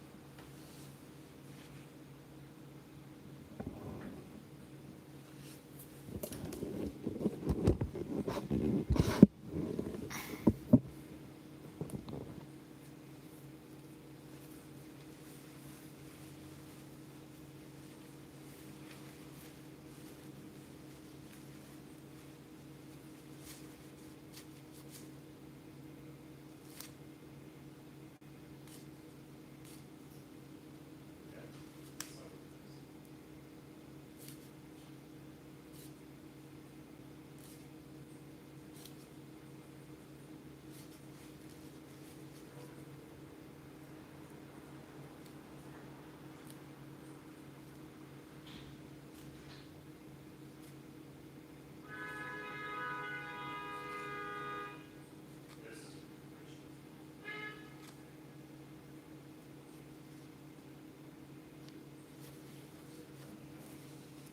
Fred, do you want to go out? Sometimes he looks at us quizzically when we open the door to take out his litter and stuff. And sometimes when I come back from dumping out the litter and I open the door, he'll like, you know that he was right by the door because he'll be scampering away as you're entering. So I feel like he's very curious about the outside world, but he's also terrified of it. I'm gonna do the first. I'll see you back.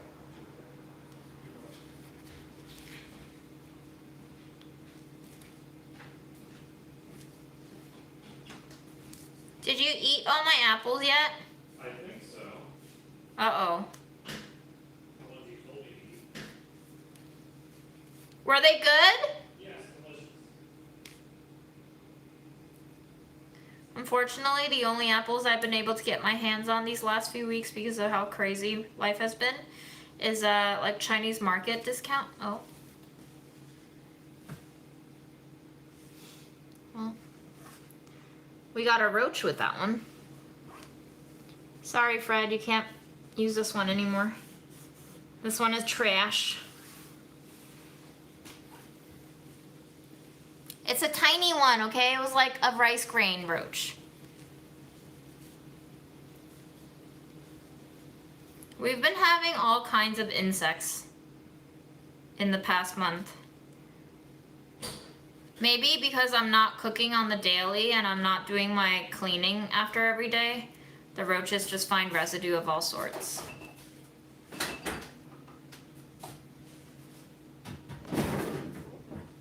What you getting? Do you want a green apple? So, this is the one for you, right? Green apples, yes. And this is the one you said I could eat? They're both for me. Okay. Do you want one? Do you have a red one you can eat? Isn't this it? That's for me. That's a green Okay. one. But we can share that one. Can we share that one? Can you give me the core on that one? I don't want it now, I was just checking.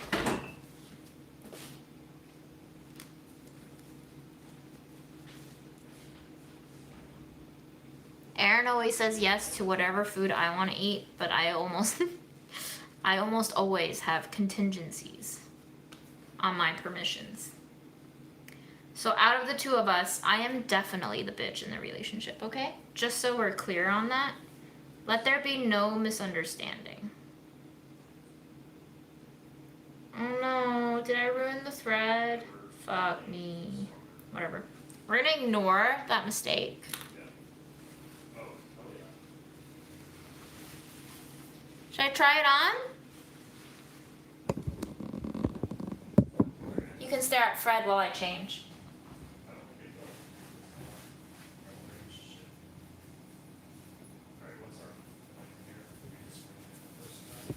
Alright, I forgot what it was.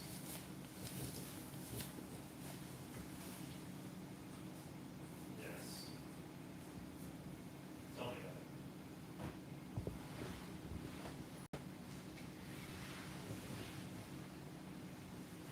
Yeah, that's the one that costs them. It sucks. It's terrible. They got just your health party. Like,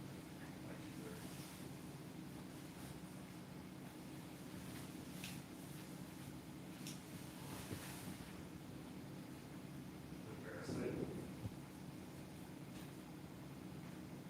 Your health regenerates.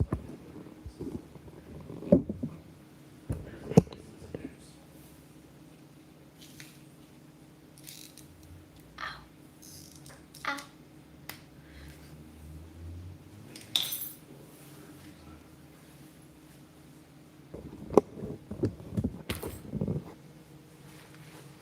No, that's mainly.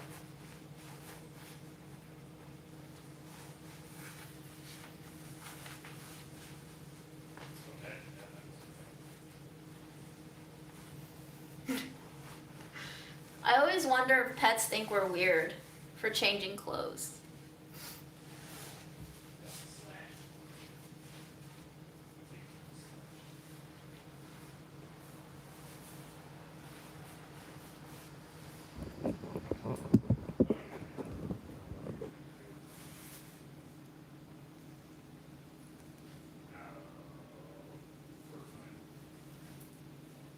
Did you know in middle school I was called Bible Girl?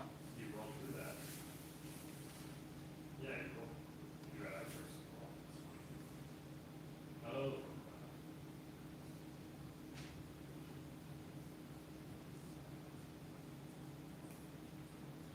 Because I carried a Bible around to read during lunch. Because I was the Bible Girl. It'll block, yeah, I think it'll block every Yes. Eliza got it.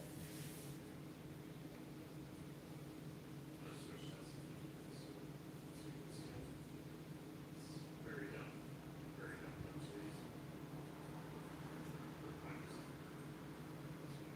Freddy, you're so fucking cute.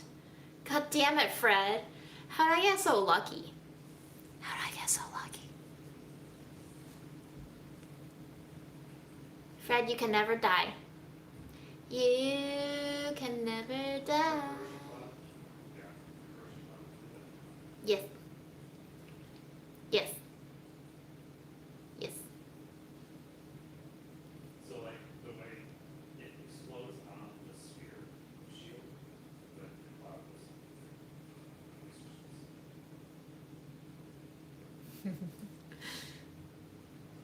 I did it.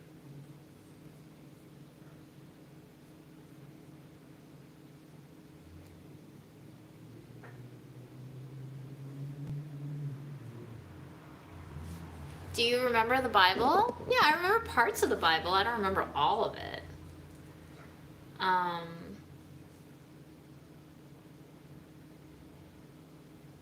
loved Song of Songs.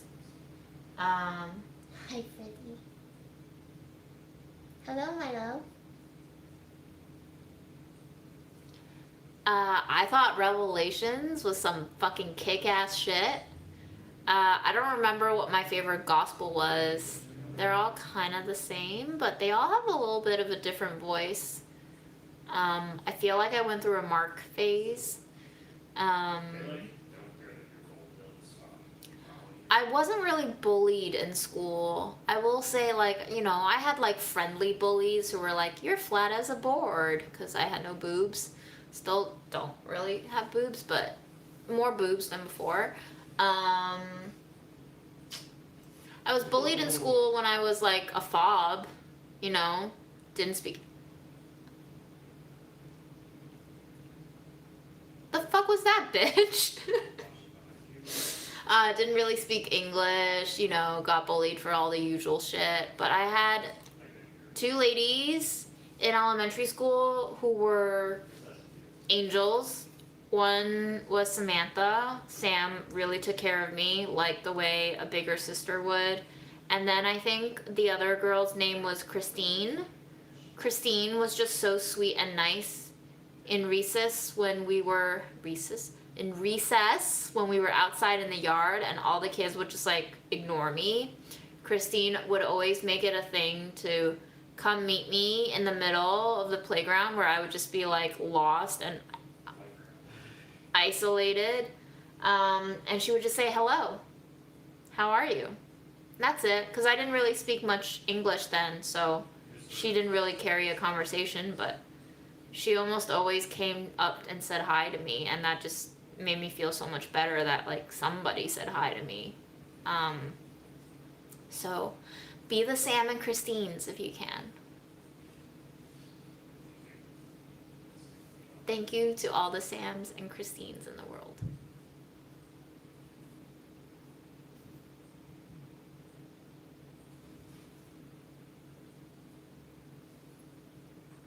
Hi, Freddie. Hi. Okay, I give you a treat. I give you a treat. Are we gonna have great time for a reload? Some of our Whole Foods kibble. Also not. Yeah, I guess.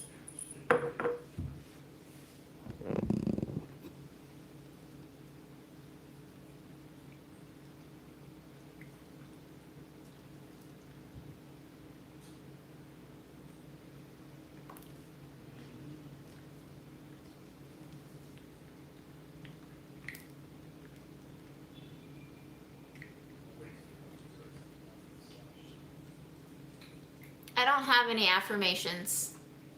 I guess my favorite saying is, "This too shall pass."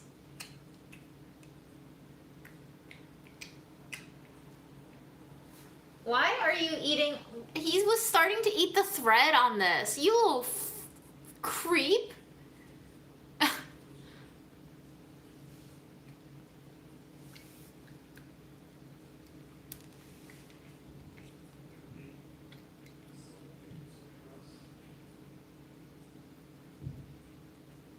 Ow.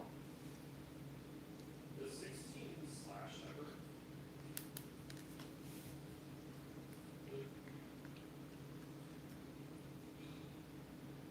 hate this version, but it's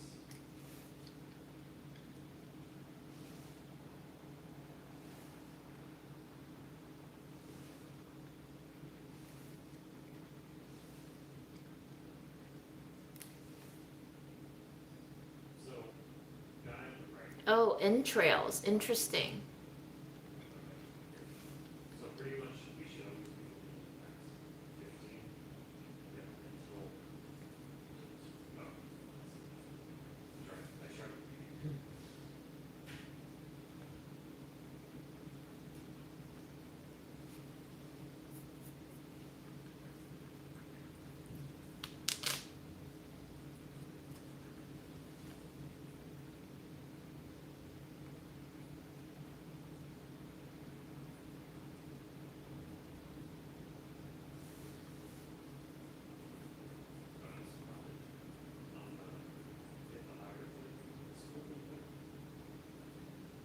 I don't have canned pumpkin though. What are you smelling, Freddy? No more. No more. If I give you any more, you're gonna throw up. Oh yeah, there is a treat under me. Here you go. Here you go. Ow! Jesus. Oh my god. Do you see that? Freddy! You vicious. Vicious.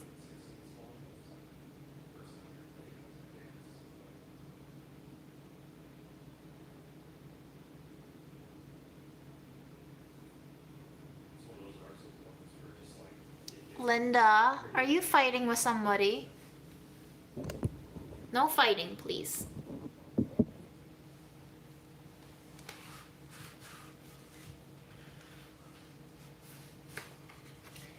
I don't have Valerian, but when I do, I will try. I think I've read Sufi poetry.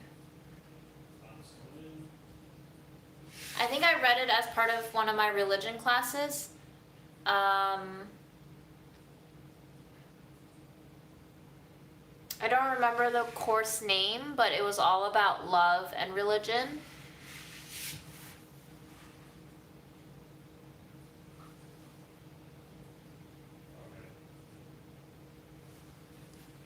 I'm ready for a snack. Who's ready for a snack? It's time to eat an apple. I don't have any.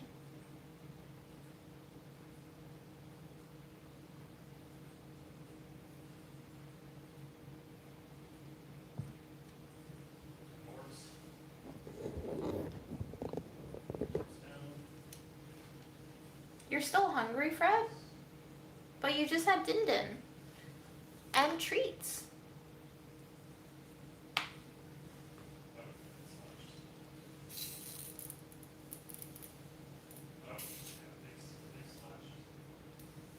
Love your hair clips, Mom. Thank you.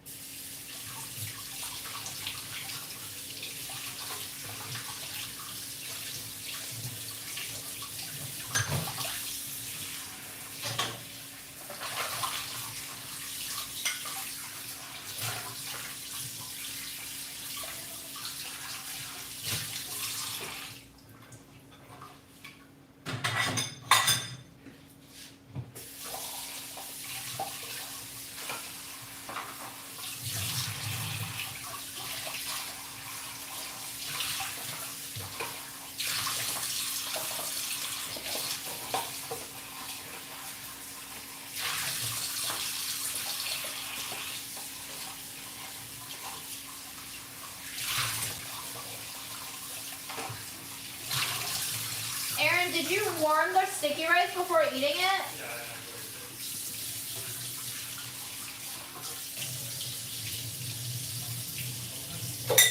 enjoy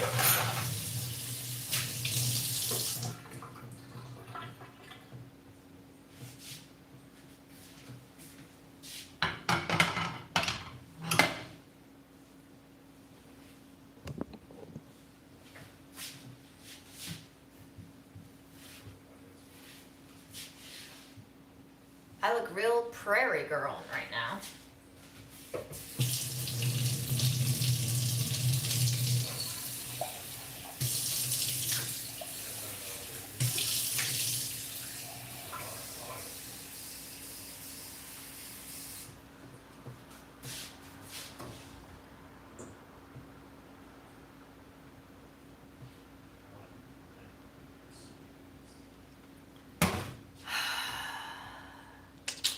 Church secretary.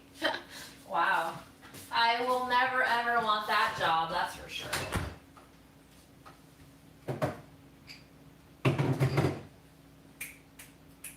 What do I wanna eat? Aaron, did you finish the PB? Do I do what? Did you finish the PB? I think I have a little bit left if there's a. Oh, yes, you have a little bit left. I'm gonna have some. Yeah, that's all yours. I probably said, Date balls and PB. yeah,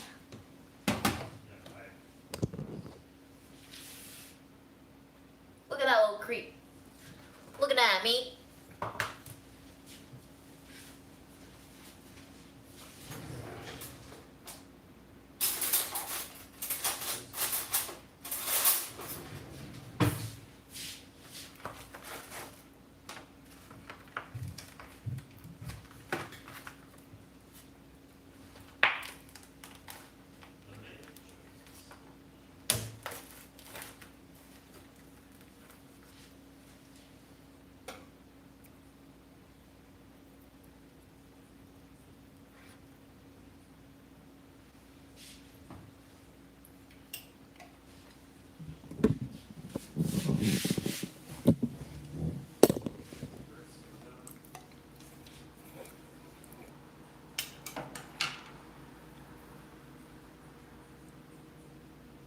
Aaron, you don't have to save the peanut butter for me, but thank you.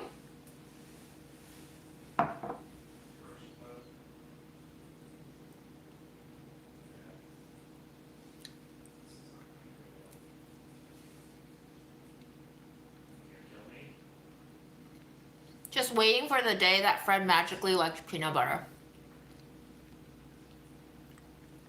I'm worried he never will.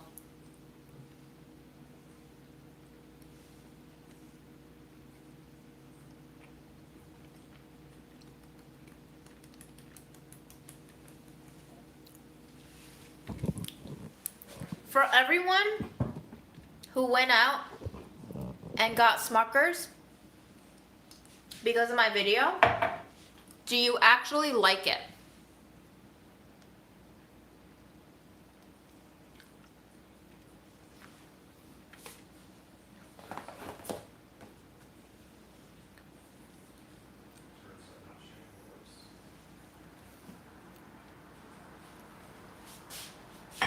Now, Cole, what's your brand?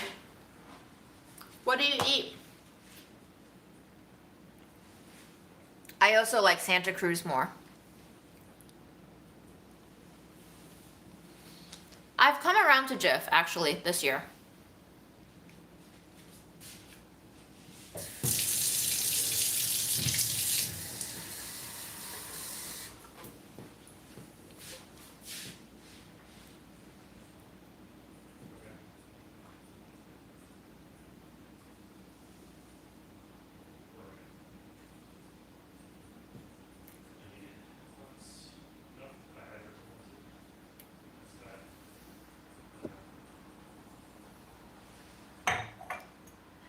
Tom, no, Aaron just saved me PB because this is the last jar of the 3 jars that we have from Mom's. As you know, I eat a jar of peanut butter every 3 days, so it took me absolutely no time at all once I started cracking them open to finish them. So we had 3 pounds and now we have like a quarter pound. Everybody, after I did the peanut butter tasting video, was asking me what I did with the peanut butters, and I was like, I ate it. Duh.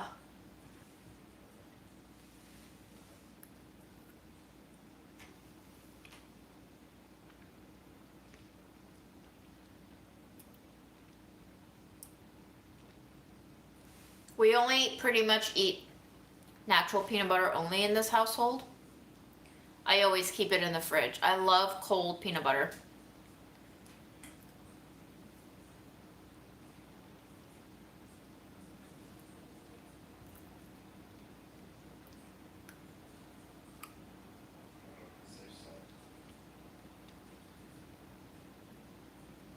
I have tried PB2. I hate it for 2 reasons. One, the best thing about peanut butter is the fat. 2, PB2 really set off my disordered eating habits. The part of me that's just like, oh, this is healthier than peanut butter because it's lower fat. That kind of thinking really was encouraged by the consumption of PB2. And I would still get so bingy with that, but nowhere near as satisfied. So I don't like putting peanut butter in my oatmeal, actually. I only like peanut butter on granola.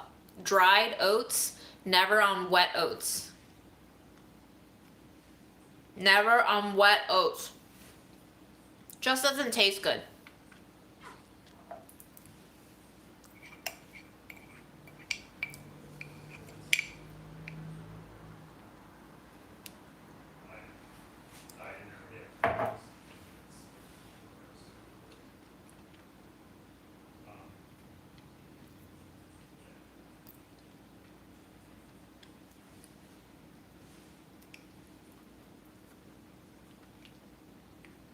No, I didn't, LL. This is not homemade.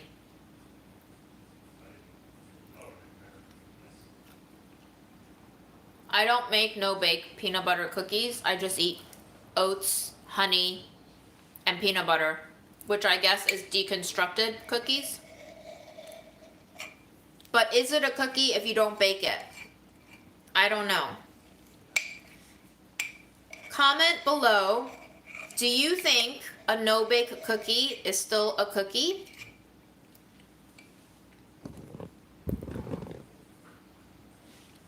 Joy, get out of here. Justin's is not good.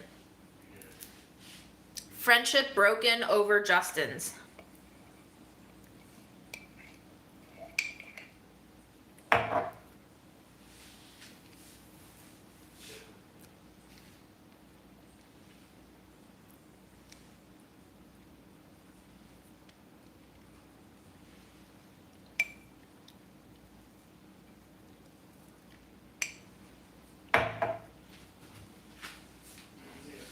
Is a cookie harder to define, or is God harder to define? Oh my gosh. Little Luddite, you enjoy.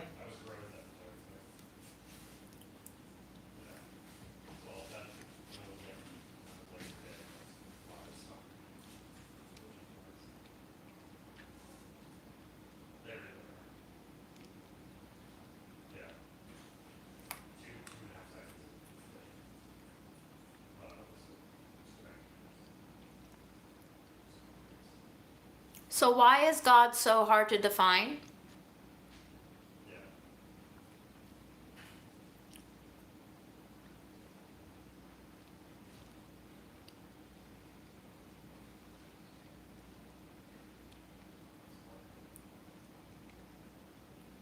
Is a cookie not a concept?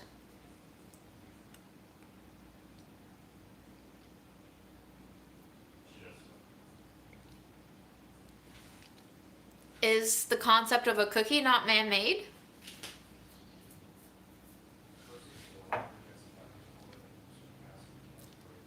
Are we meant to understand a cookie? Or do we just eat it?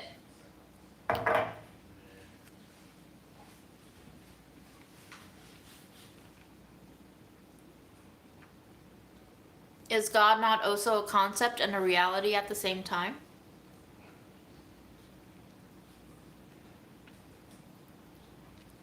Does a cookie not mean different things to different people? Something like you still brain. Why don't you see God? So I guess attacking people with it. Now go. Time to get high enough for this.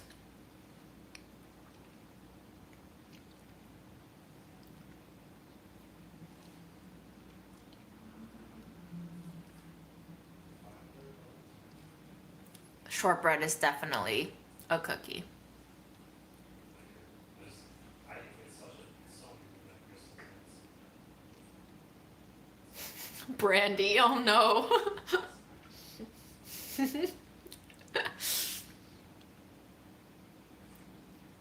Wow, we just lost 100 viewers when we started talking about cookies and God. Yikes. Good. Goodbye, those 100 people.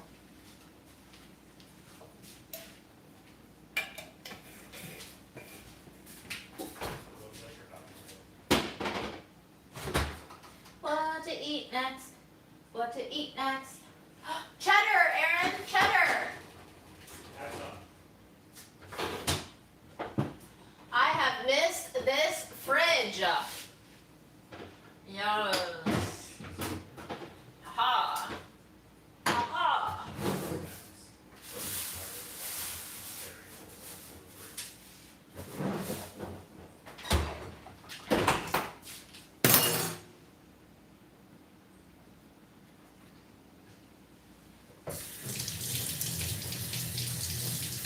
Do you want some of my apple?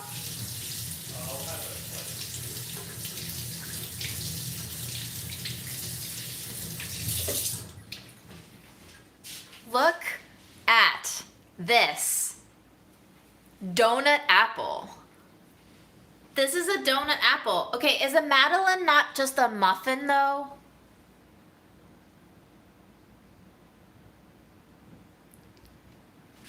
Oh, I think Lawrence said goodbye. I think because I called him out and I think he misunderstood me. I was just being cheeky with him, but I think he was taking me seriously and he was like, no more lives for me, I understand, goodbye.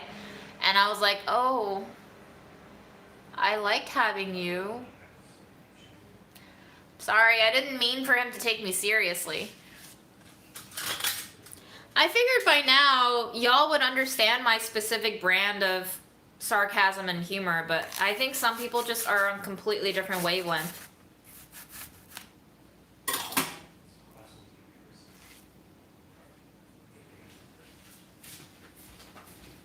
Is this slice enough for you? all good, thank you. Oh, your Bill's cap. So cute.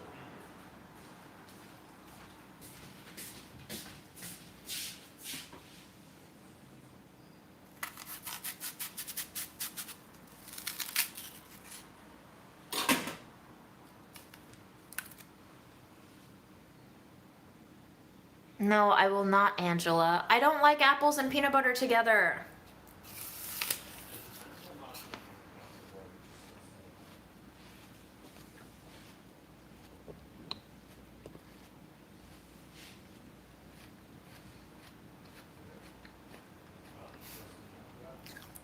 I love oatmeal cookies too.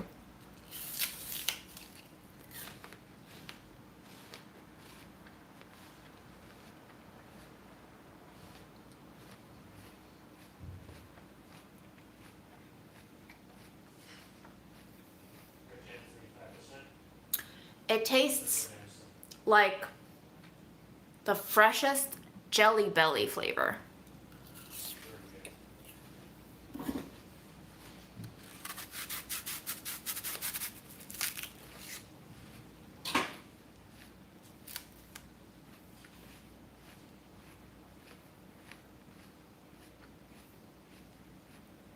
a juicy Jelly Belly.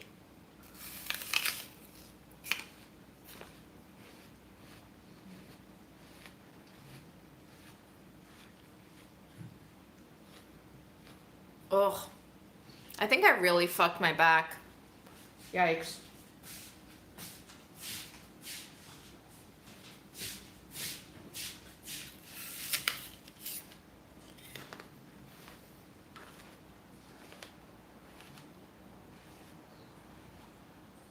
When you tell them you're, when you tell them, It's not a Granny Smith.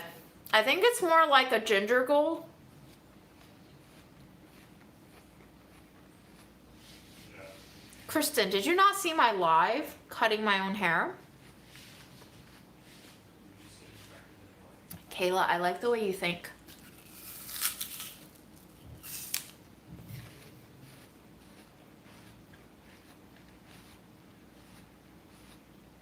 I didn't do it.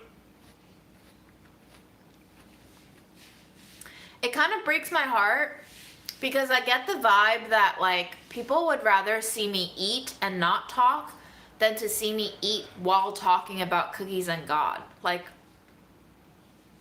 I want to know what my core group is who would appreciate the intersection of gluttony and spirituality, you know? Like, that's my niche.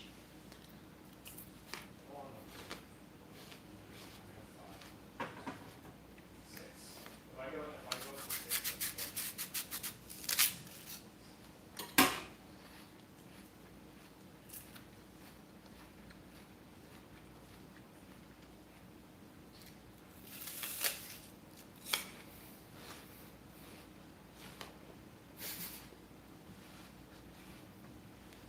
you should build it all into a party. That's my favorite line from Linda yet.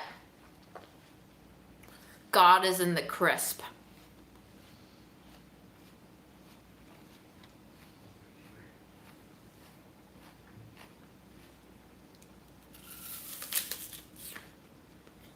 I want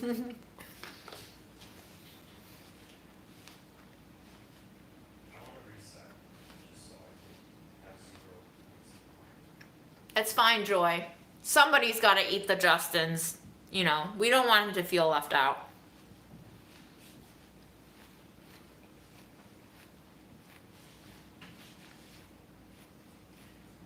Okay. Banana and peanut butter. That's what I want my heaven to look like. Just bananas and peanut butter. I wonder what else we missed. I don't think I would want to be friends with somebody who isn't happy eating. Like, can you imagine?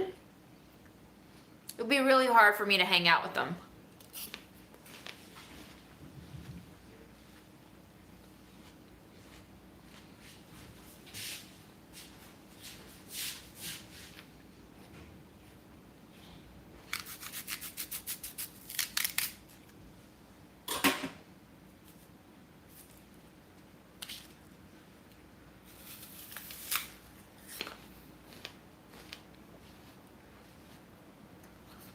I don't actually like chocolate on bananas.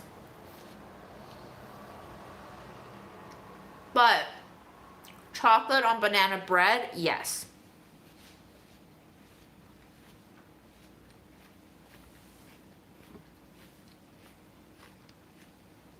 Tom, I've only had the Cavendish variety of banana for the most part, but the Burrows, they're really good. I'm not a big fan of the tiny, tiny baby bananas. They never taste quite good to me. They always taste a little bit astringent or like slithery.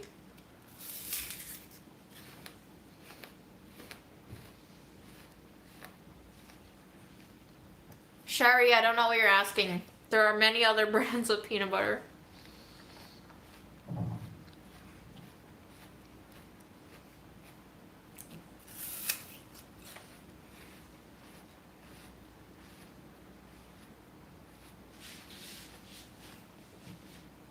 How many apples do you think I can eat in a sitting?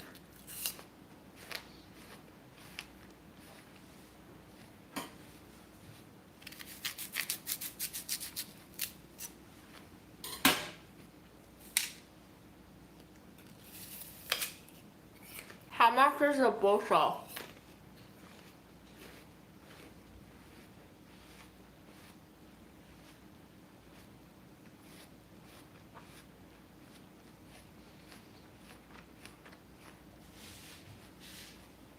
Okay, so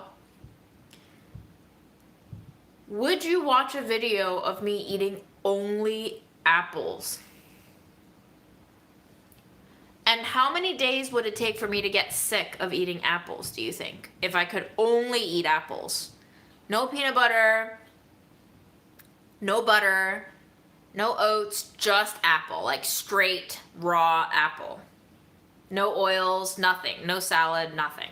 Just apple.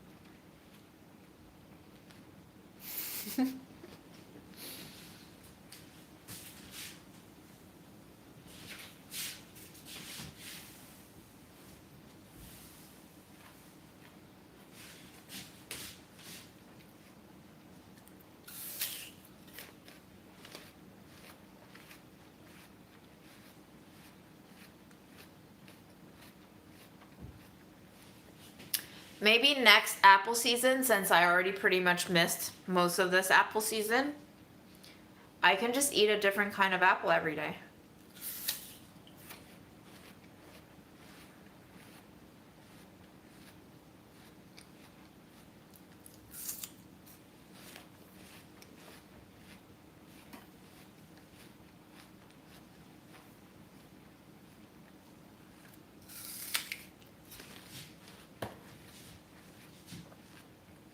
An apple a day. There you go, Sherry.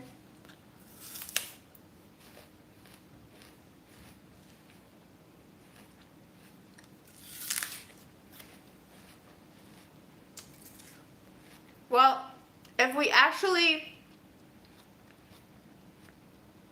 make a dish involving the apple, we could make a savory one.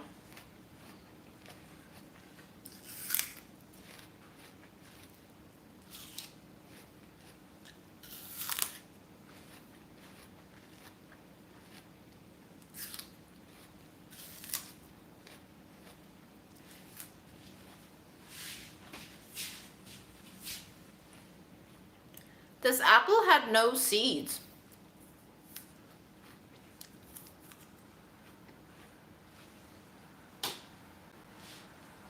Yes, Francia. I know I said just apples, but then other people were like, I would watch it only if you cook it. So obviously I'm not going to make a video that nobody's interested in watching other than real creepy people who just want to see me eat apples for 8 days, but you know.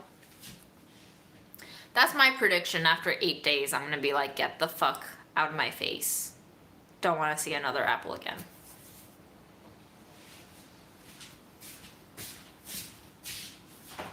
What has been your favorite Nature's Path so far?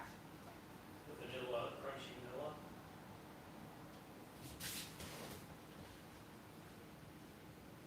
Would you eat it again? Yeah, of course. Do you want a chocolate truffle? No. Do you hate them? No.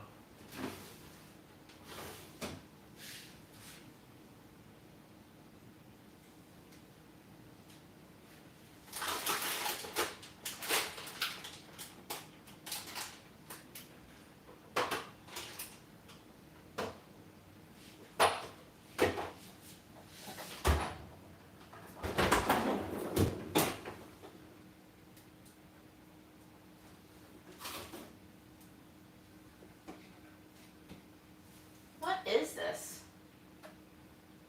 What is that? Ugh. Terrible.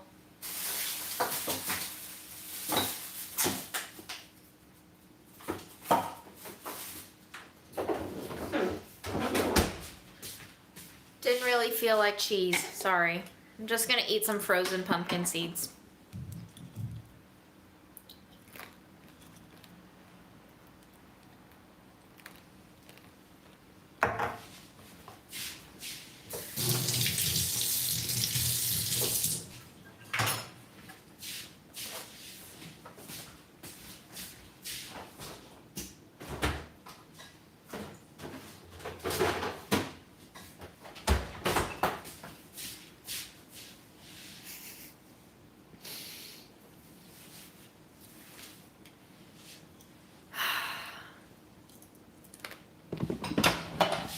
I need to sit.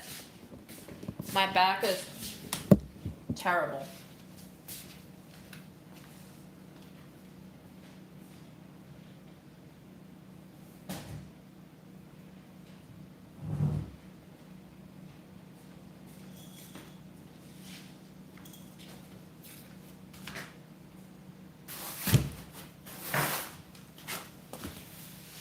Ugh.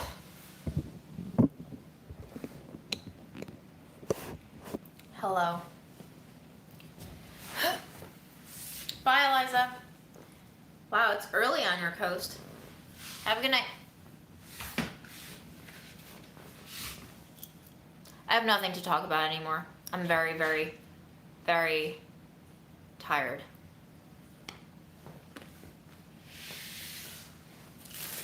Aaron, do you want me to take your garlic out of the bag?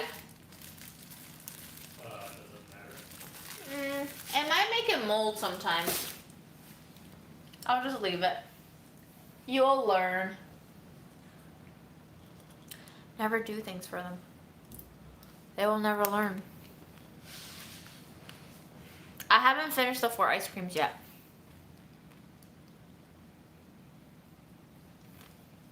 Fred is just chilling on the bed.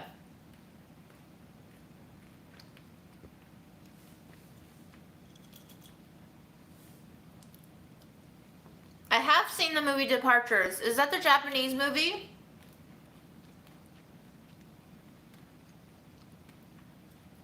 I did not know there's over 200 varieties of kimchi. That's a lot. But I guess kimchi is just some sort of like a pickle.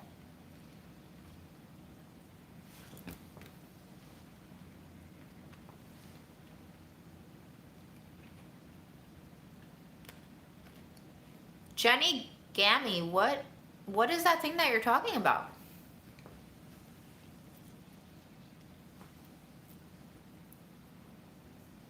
Sounds interesting.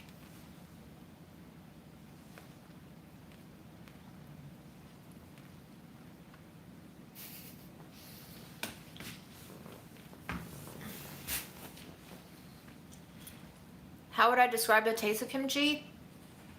That's like saying, how would you describe the taste of pickles? There's so many different kinds of pickles. You have to pick a specific kimchi for me to describe this taste of kimchi. If you're just saying the most commercially available Napa cabbage kimchi, I would say it's a little bit like sauerkraut, but spicy with a whole lot more crunch and whole integrity to the leaf of the cabbage. Sauerkraut is all shredded. It can be almost like mushy sauerkraut too sometimes if it's prepackaged and commercially bought. Kimchi tends to have a lot more variety and texture because you have the leafy, frilly parts of the cabbage, and then you have the smooth kind of like white rib part of the cabbage. They have different softness, crunchiness, different kimchis. Even if it's just the Napa cabbage version, the red kimchi, different kimchis can have different levels of acidity, different levels of fizziness depending on how long they've been fermented, different levels of fishiness because they can use shrimp or anchovy. So it all depends on the formula.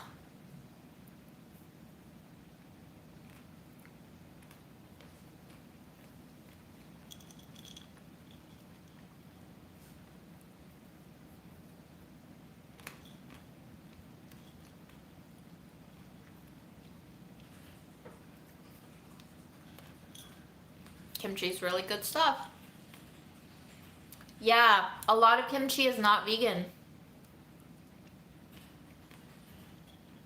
My favorite one is the cucumber one.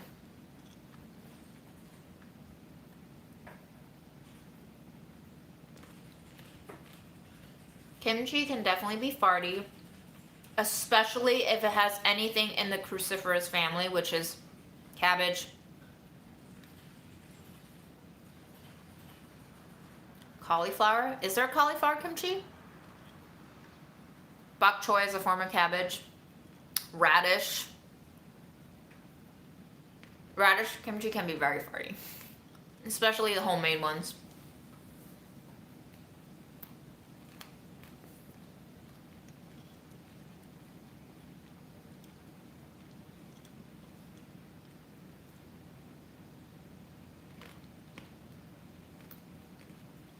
If you guys want to listen to me talk about food, I will talk about food. You just gotta tell me what kind of food you want me to talk about. And I will talk about it for the next 20 minutes while I eat pumpkin seeds.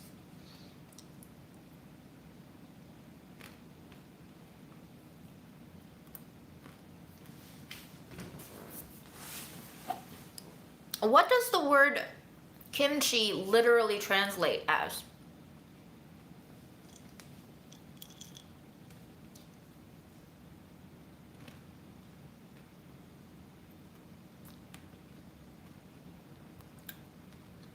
I don't know anything about country cooking. Grandpa's pork belly, it's not a soup, it's almost like a stewed pork belly. It's red braised, hongshao rou. It usually has potatoes in it, soy sauce. I don't know what else he puts in it. I put 5 spice in it, but I don't know if he put 5 spice in it. No recipes for spaghetti squash because I hate it.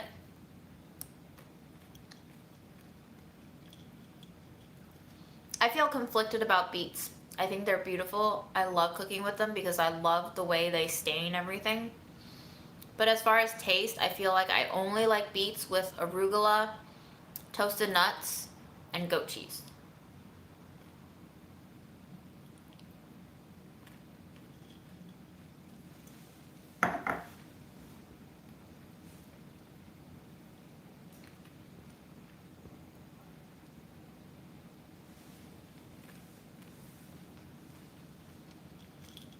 The odds of me doing a cooking stream on Twitch, I guess, can be very high.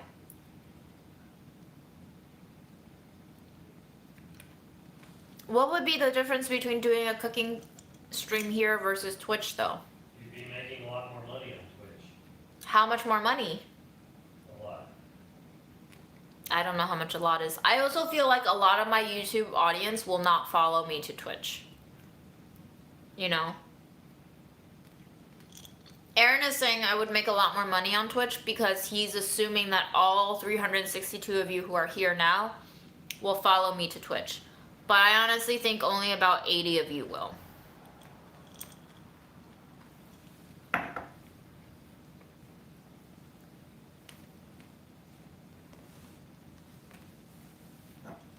Submerged vegetable. Thanks, Melissa. Huh.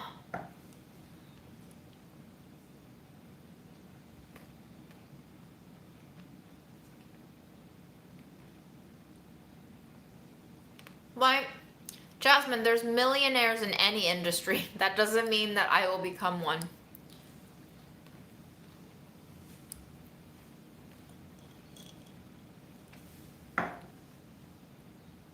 That's true, I can multi-stream. That would require a whole setup though, with like a computer and an actual camera.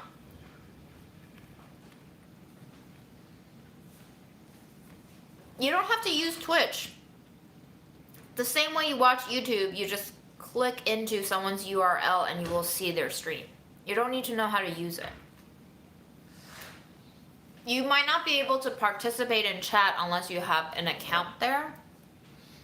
But having an account there is like having an account on any other website platform. Are we ever gonna get you that GoPro? Do I need a GoPro? We're trying to be minimalist here. Maybe better live streams. I could make better live streams. It's true. So Twitch was originally for gaming the way OnlyFans was, I guess, for porn. But there are a lot different kinds of content on Twitch now.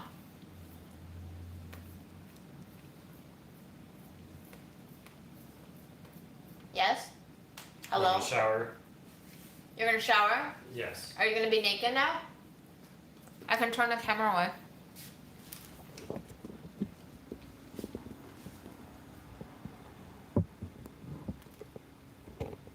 That's a terrible angle. People love that angle of you.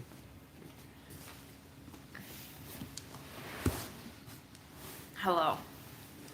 I guess Aaron does not want to be naked on camera.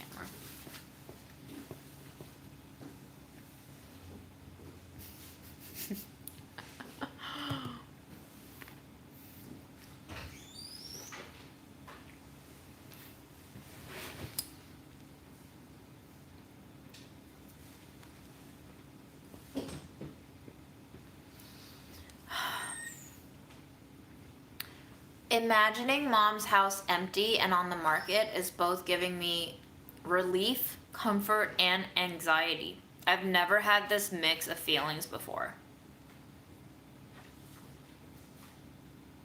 I would think that graduating from college would be the closest thing to this feeling, but I feel like there was a lot more joy and anticipation for graduation than there is of.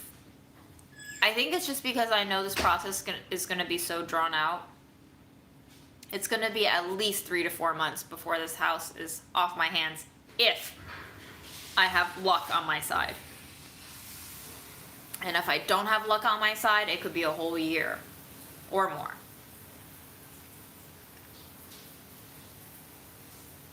I'm currently on bereavement and I'm taking the whole chunk right now. I need the time to just detach from work. I don't want to take it in bits. I don't want to be at work and then handling Mom and then at work again and then handling. My brain is not good at multitasking. So I was just like, I'm gonna get all that I can get done in this bereavement period. And then I'm gonna decide if I need more time. I think there is that law that says I can take unpaid leave. Or if Delish decides to fire me because I haven't been at work for 2 months, fair game. But today I was thinking about the house and I was talking with the agent and I was starting to freak out because I was like, do I want to renovate it? Do I not want to renovate it? Do I want to sell it? Should I just wait until the spring like everybody is telling me to wait until the spring? And it's just like the paradox of choice, the paralysis that comes with weighing all your options and then feeling less and less confident in your initial choice. And then I calmed myself down and I took myself back to my base question whenever anxiety hits, whenever depression hits really bad, whenever stress is just like making me seize, is, do you want to live? And the answer is yes. And then the answer for me was yes. And why do I want to live? I want to live because there's so much I haven't seen, and Mom died and she didn't see a lot of things. So I want to take my time, as long as I have on this earth, to do a better job of treating myself to experiencing and seeing things that Mom didn't let herself afford. Not just afford in terms of financial stuff, but also afford in terms of giving herself the freedom, the luxury of emotionally, mentally, psychologically, spiritually allowing herself to just be rather than worrying about the future. And I just reminded myself that Mom worried too much.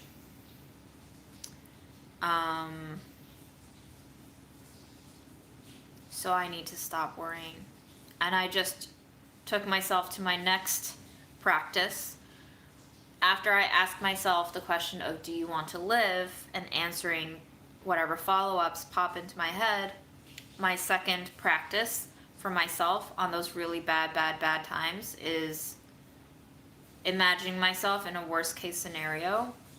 And the worst case scenario is I leave the house as is with half the junk still in there. It's gonna be empty and I pay taxes on it, and I potentially have to have more repairs done because, you know, the caving kitchen ceiling isn't gonna get any better. I pay all the electricity bills and the gas bills and the heating bills that come on because I don't want the pipes to freeze in the winter. I have to go there to shovel the snow if snowstorms happen because I don't want to get sued if anybody slips on the ice outside. And I just try to live my life here while that house sits, and I have to do the extra work to maintain it. But that's the worst case scenario.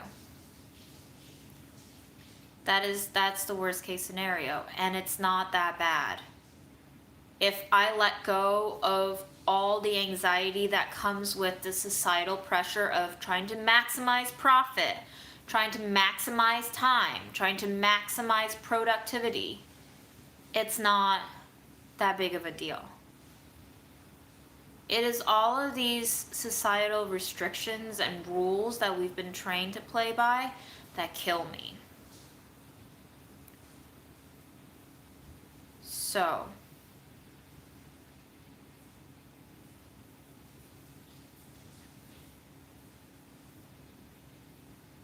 I just have to do the work of periodically reminding myself that I do not want to kill myself over these inconsequential things.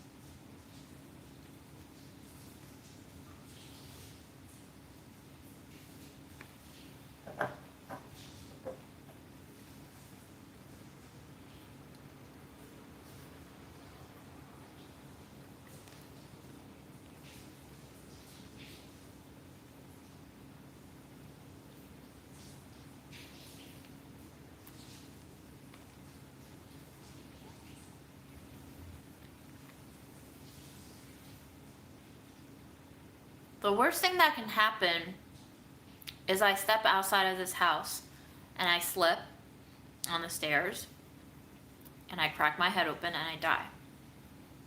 That's probably the worst thing that can happen to me. Anything other than that, not that bad. I still get to experience things, which is the whole point of being alive. I have no other goals in mind to accomplish before I die. So the more time I have to experience things, that's probably the only thing that I'm living for right now. And as my mom always said, experiencing struggle is also just a part of living. That's you're experiencing. In a way, the stress and the anxiety that comes with all of these events is part of the package that I am seeking. So even if they feel unpleasant, it is still very much exactly what I want. I didn't eat more meat when I lived with my mom. Well, I did probably, yeah. You're right, I did.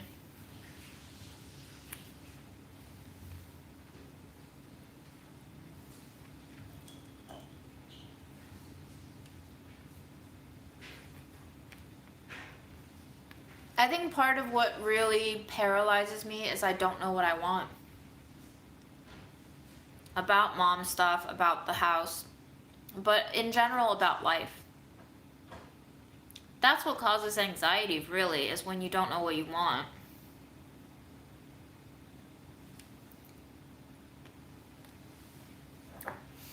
My mom always loved to talk about how she went to this one place on a trip and they had like this kind of like mock medieval time banquet feast, and she had a turkey leg. She always says that she just loves taking a whole leg of an animal and just gnawing on it with her hands. So, if I ever get a chance to eat a whole turkey leg or a rack of lamb, you bet yeah I'm gonna be smearing it all over my face and body and using my hands to eat it. I don't think you will. I will. You will not be smearing it all over your face and body. That is not something June does. I'll do it for mom. June can change. We'll see. I was actually thinking today, looking at myself in the mirror wearing her clothes. A lot of the clothes are not my style, but my style can change very easily.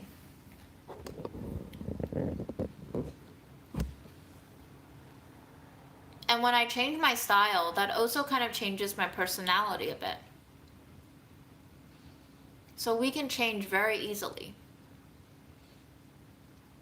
Not only through our presentation and our dress and our affectations, but also in terms of how we view ourselves. Is the camera safe? The camera is safe. I think since mom died, I started looking at myself differently. I think my style is whatever. It's truly just whatever. Sometimes I look like a hobo. Sometimes I look like my mom. Sometimes I look like a prairie Barbie girl, or Bible girl rather. Welcome back, I'm Schneckenhaus. Sorry you have insomnia tonight.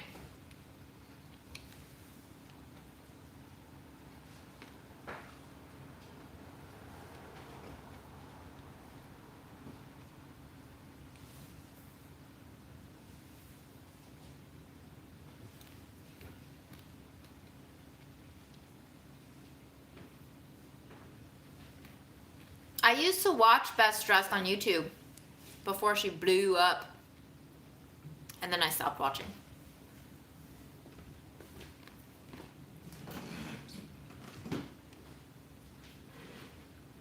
I'm sorry, Freddie. Aw.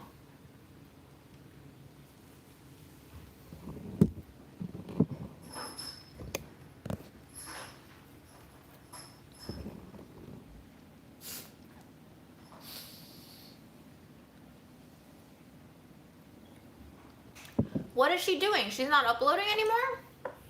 Huh.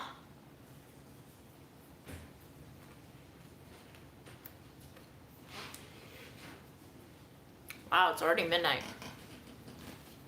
Already midnight, Fred.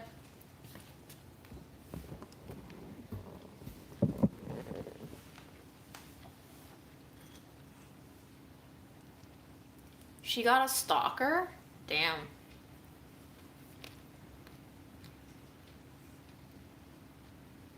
That sucks.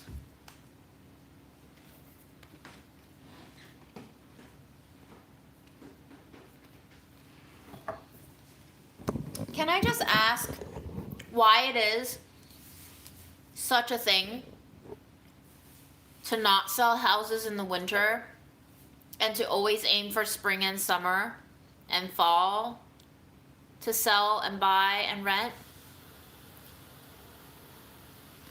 Like, why? There must be a winter market.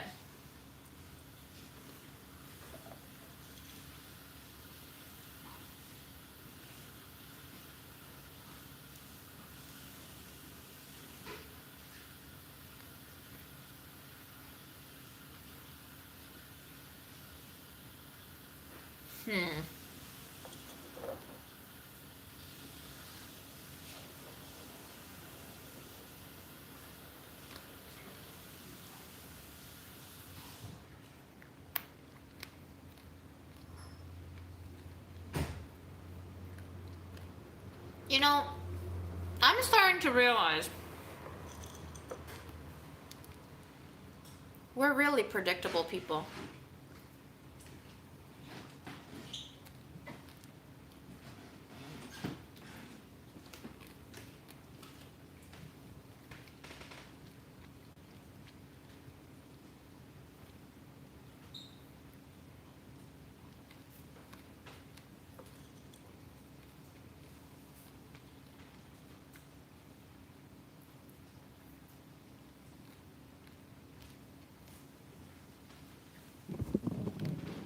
I also want to ask, who the hell is buying all these houses? It was Zillow, but their algorithm. Did you hear what happened? They were flipping houses?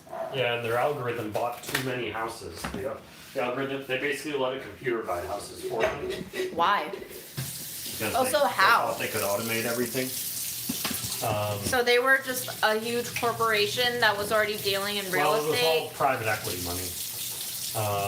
And BlackRock was doing it too. I think they still are, but apparently Zillow's algorithm bought too many houses.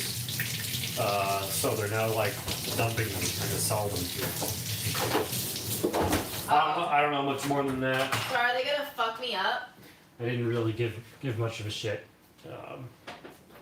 But as usual, it's just more consolidation of everything that exists in the hands of the tiny few. Love it.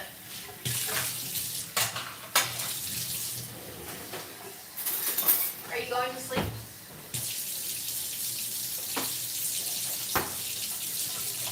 I'm gonna eat some prunes and tahini and maybe more date balls. But thanks, Jane. See you tomorrow. Provided I don't have spotty internet. And that it's not a complete shit show.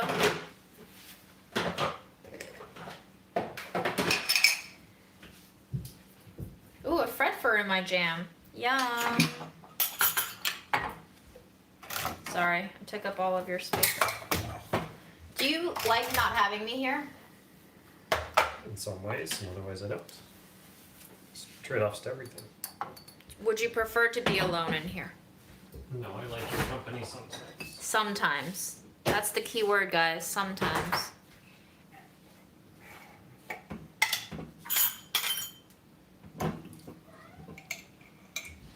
Fred heard you.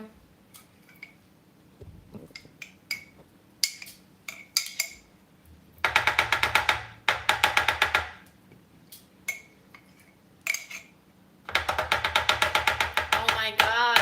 Do you have to do that? Yeesh, sheesh. Oh my god.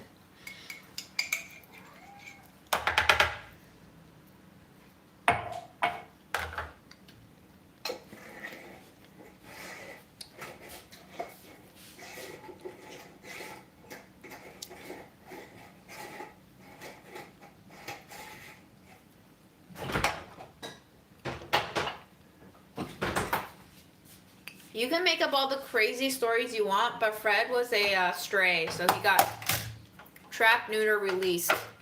And the routine is they clip the ear.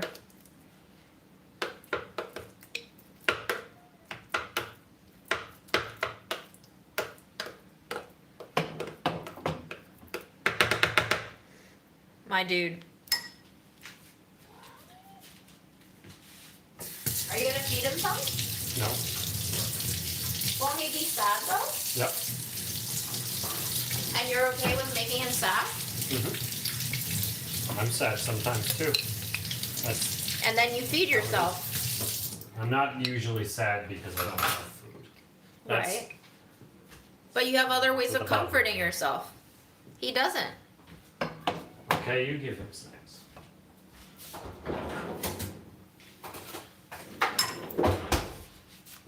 I don't know why I'm just eating tahini and jam. But that's what I'm doing.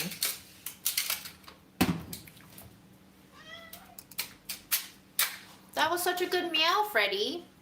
I will give you a treat. Just for that special meow. Didn't you like that meow, Aaron? It was good. It's a great meow,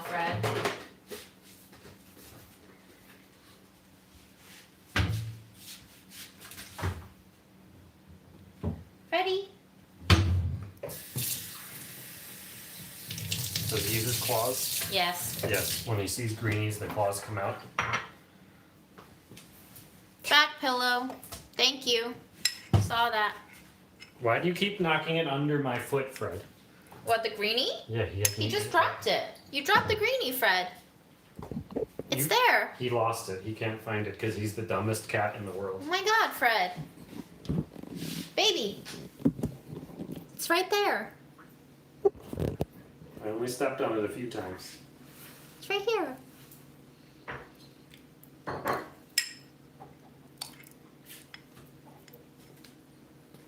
What you drinking?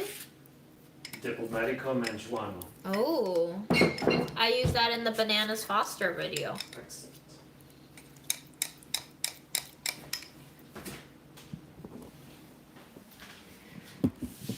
I don't know how many more things I can eat. But I gotta go stop procrastinating and take care of this back, I guess. Yikes. Lower back pain, it begins. Old age has started. It started at the age of 28, and at the age of 32, it is no longer undeniable. What's the age that everybody wants to die at?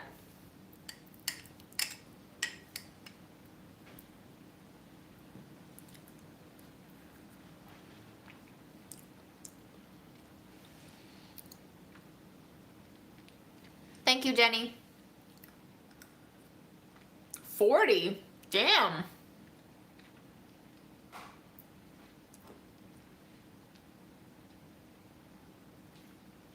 "40 was unexpectedly young."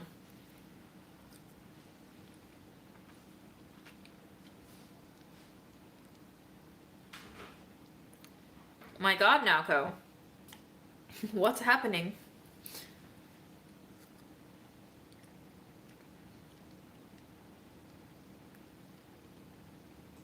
Don't you think that our standard for what counts as more pain than pleasure will slide as we get older? Like, I think we'll just get used to it, you know?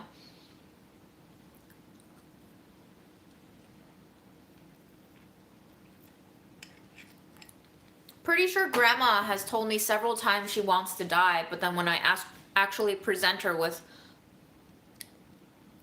you know, possible viable options for euthanasia, she's like, nah, I'm fine. It's just like, okay, so you don't want to die.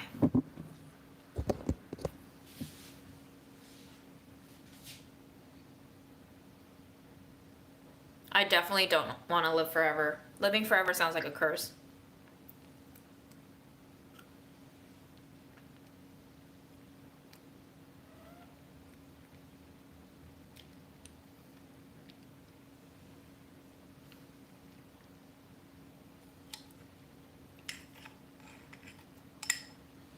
It's hard to say what Grandma is. I think she... Look at Fred. Hi, Freddy.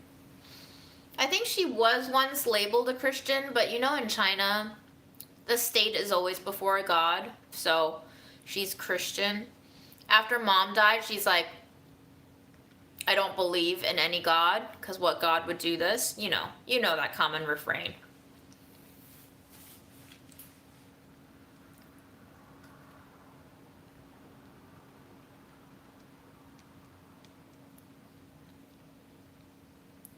Yeah, immortality would not be awesome.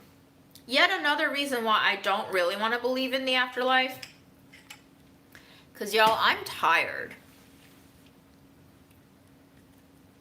I want to be done after this. You're only 24. How can you be tired? I'm only 24? Yeah. So that means you were dating me when I was 14? I'm gonna take back what I said. Yeah, you should take back what you said.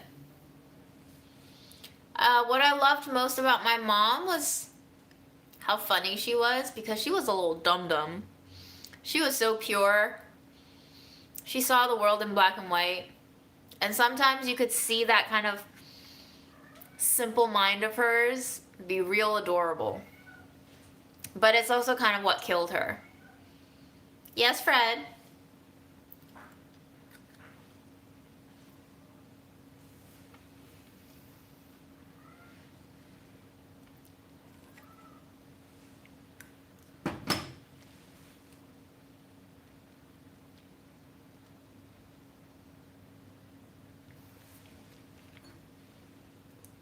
I don't think Mom was simple in that way, you know? Because I found some of her writing. And strangely enough, a lot of it sounds like what I write.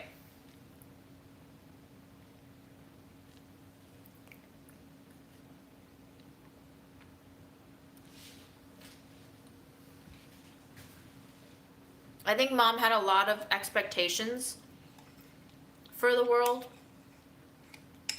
And she was continually disappointed, but she refused to accept it.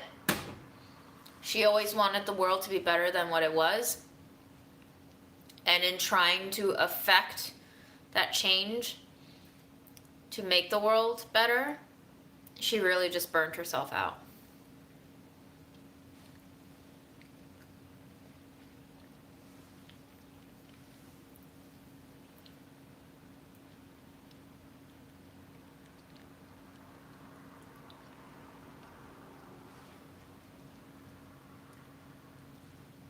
I do want the world to be better, but I have given up on it.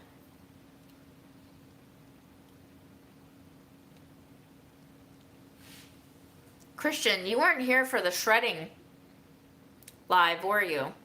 Where we went for 5 hours. This is a piece of cake.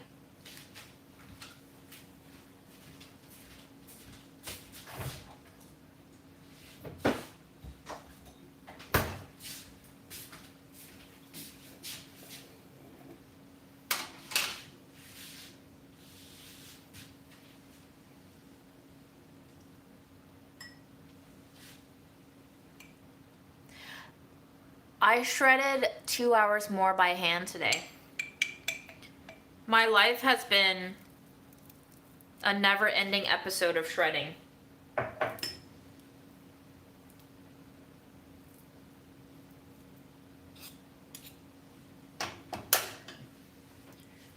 Truly would make a good punishment is shredding papers by hand.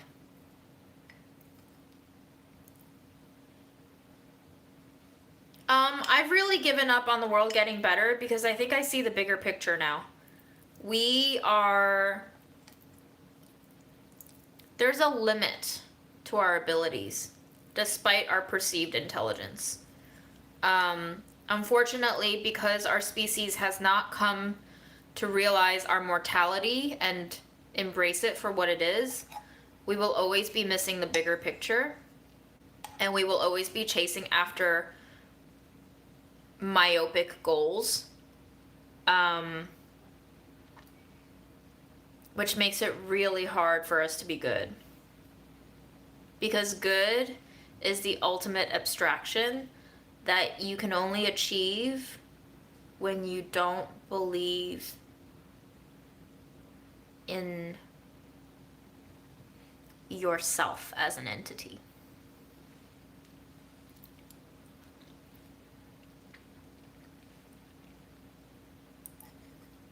My biggest myopic goal right now is to sell the fucking house.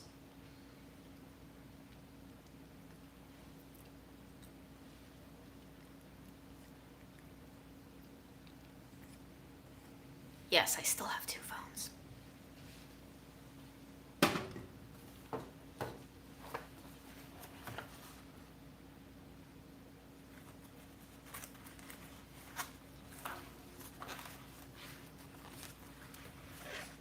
Rudy, sometimes you ask very random questions and I just don't feel like answering them. Sometimes I don't see them though. What is Chen P? I don't know what that is.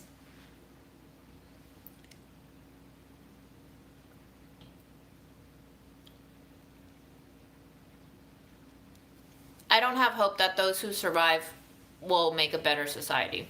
There is no better from here.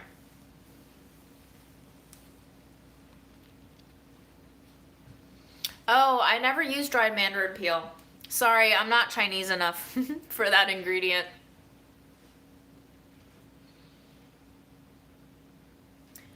Christian, were you the one who asked for the Martina McBride CD? And if so, did you get it? Because I sent it a while ago.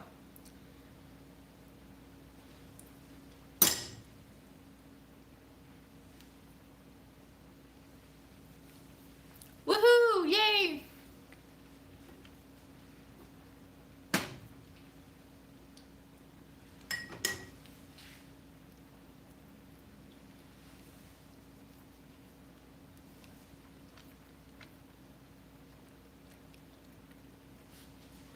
So my grandma actually uses it to make tea. The dried mandarin peel, but I don't think that would taste very good. I think it's just purely medicinal.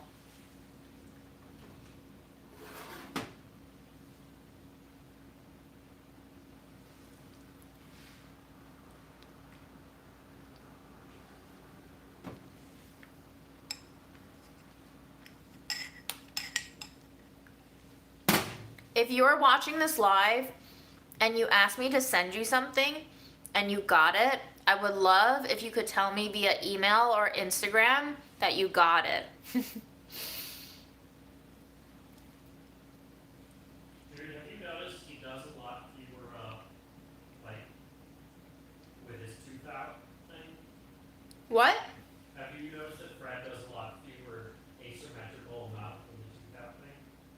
What do you mean? You know how when we got him, he would always have his, like, right lip raised? and his Yeah. left tooth? He doesn't do that as much. I think maybe it's because he got a little fat. I think he got used to having 3 teeth. That was right after he got them removed. Oh, okay. He just. Thanks, Christian. And he's so cute. I wanted him to do it a lot. I think you have to get him really excited where he's like trying to bite some things and then he'll turn around and face you and his teeth will just hang out.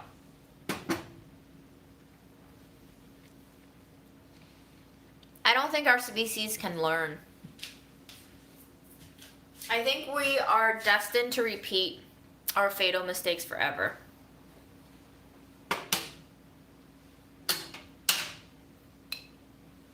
Maybe the aliens will come change everything?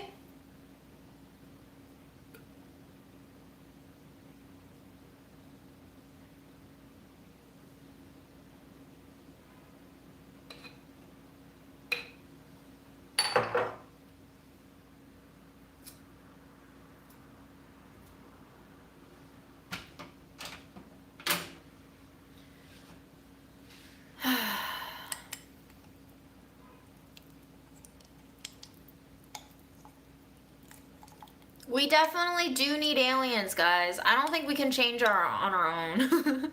You think the aliens already were here and gave up? Wow, if the aliens are already among us, they suck. I had higher expectations. Among Us. What? He said Among Us. Oh. Have you played that game, Aaron? No. Oh. It's a game for, like, Twitch streamers and babies. And babies? 14-year-olds. You think 14-year-olds are babies?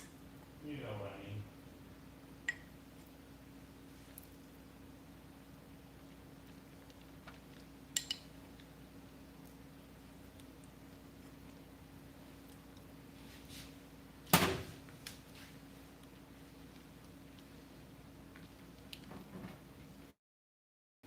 Karen, no one person can save us, unfortunately. We can have 100 Gretas, but we will still have more who are not for Greta.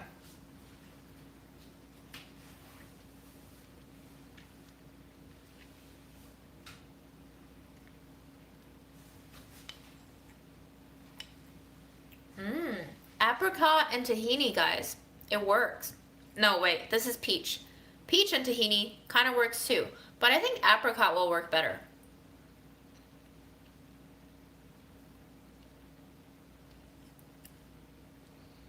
I think this would be really good in an ice cream, like swirled into an ice cream.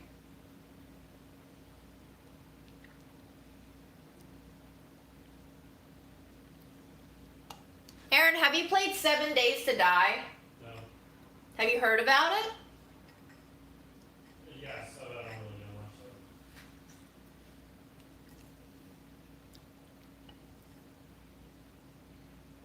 much. Hmm.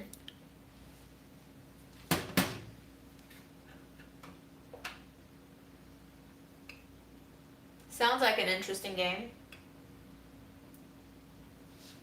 What is 7 Days to Die about?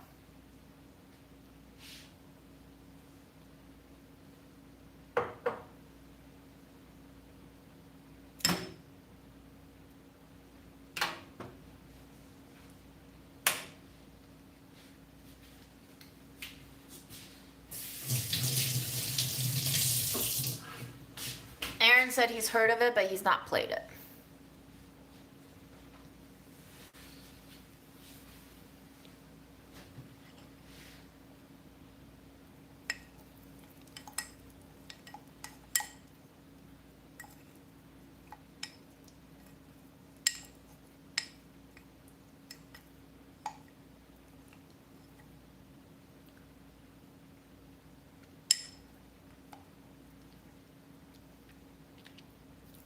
It's not mayo, it's tahini and jam.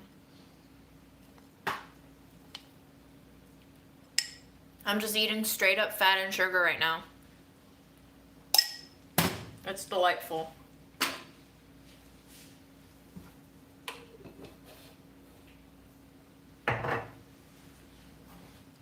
Fred is in the bedroom. I think everybody's asleep except me.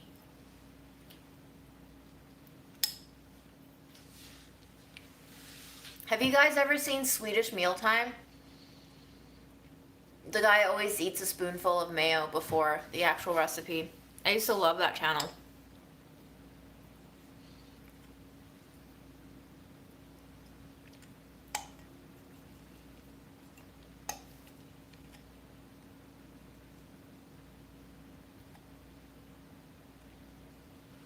We give Fred Flovent. He has asthma. It's an inhaler.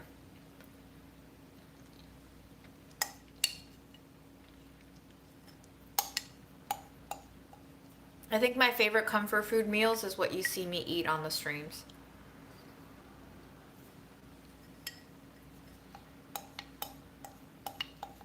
But definitely peanut butter and banana.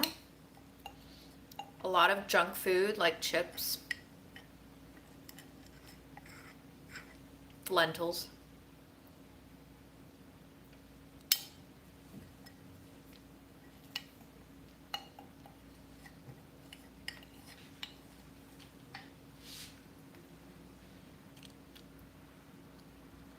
Are you okay, M. Schneckenhaus? You sound like you're in pain.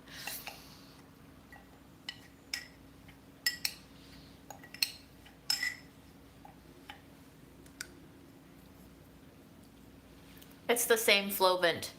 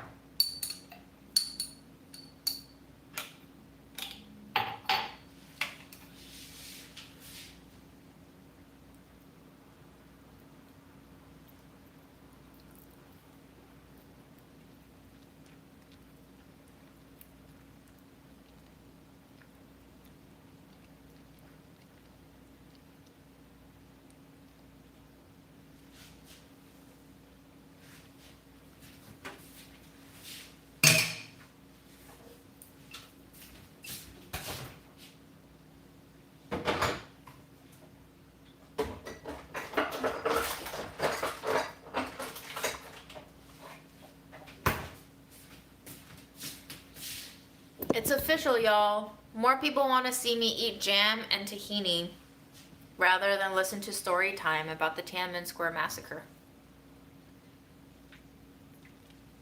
Noted.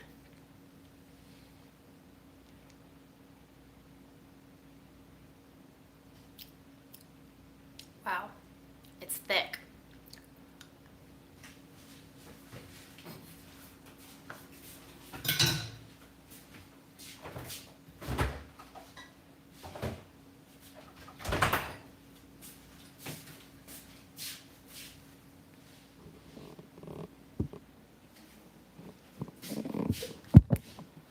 You know, not all the lives are for everyone, and I'm totally okay with that.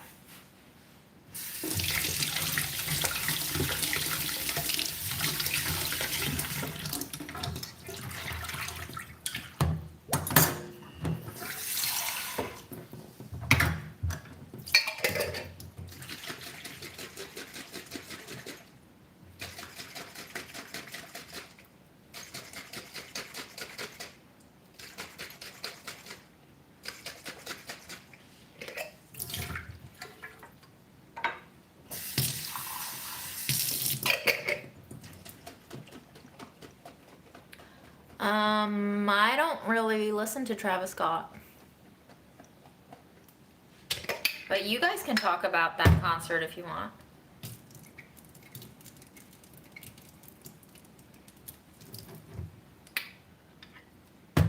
I love ketchup in my beans. I don't save every jar, but Bon Maman is really easy to soak the label off of. It's also wide-mouthed, which make it really, really easy to clean. You don't have to like try to stick your hand into something tinier.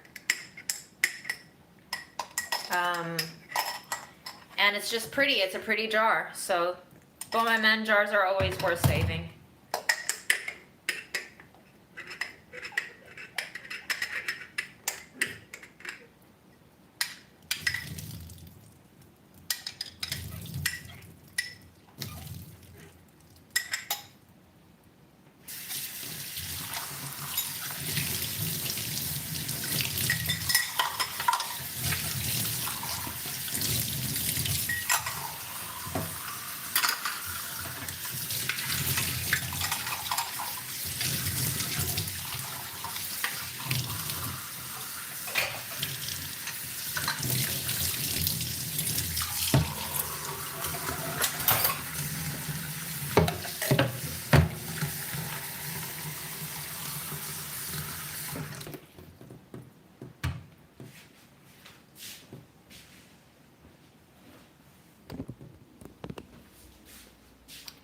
Okay, y'all, I'm going to shower, brush my teeth, get high, go to sleep. I hope you all will have a great evening or morning, whatever you're heading into. And remember, from me and Mom's favorite TV show from way back when that we watched together, our favorite line was, "It's not that serious." So take it easy if you can. See ya.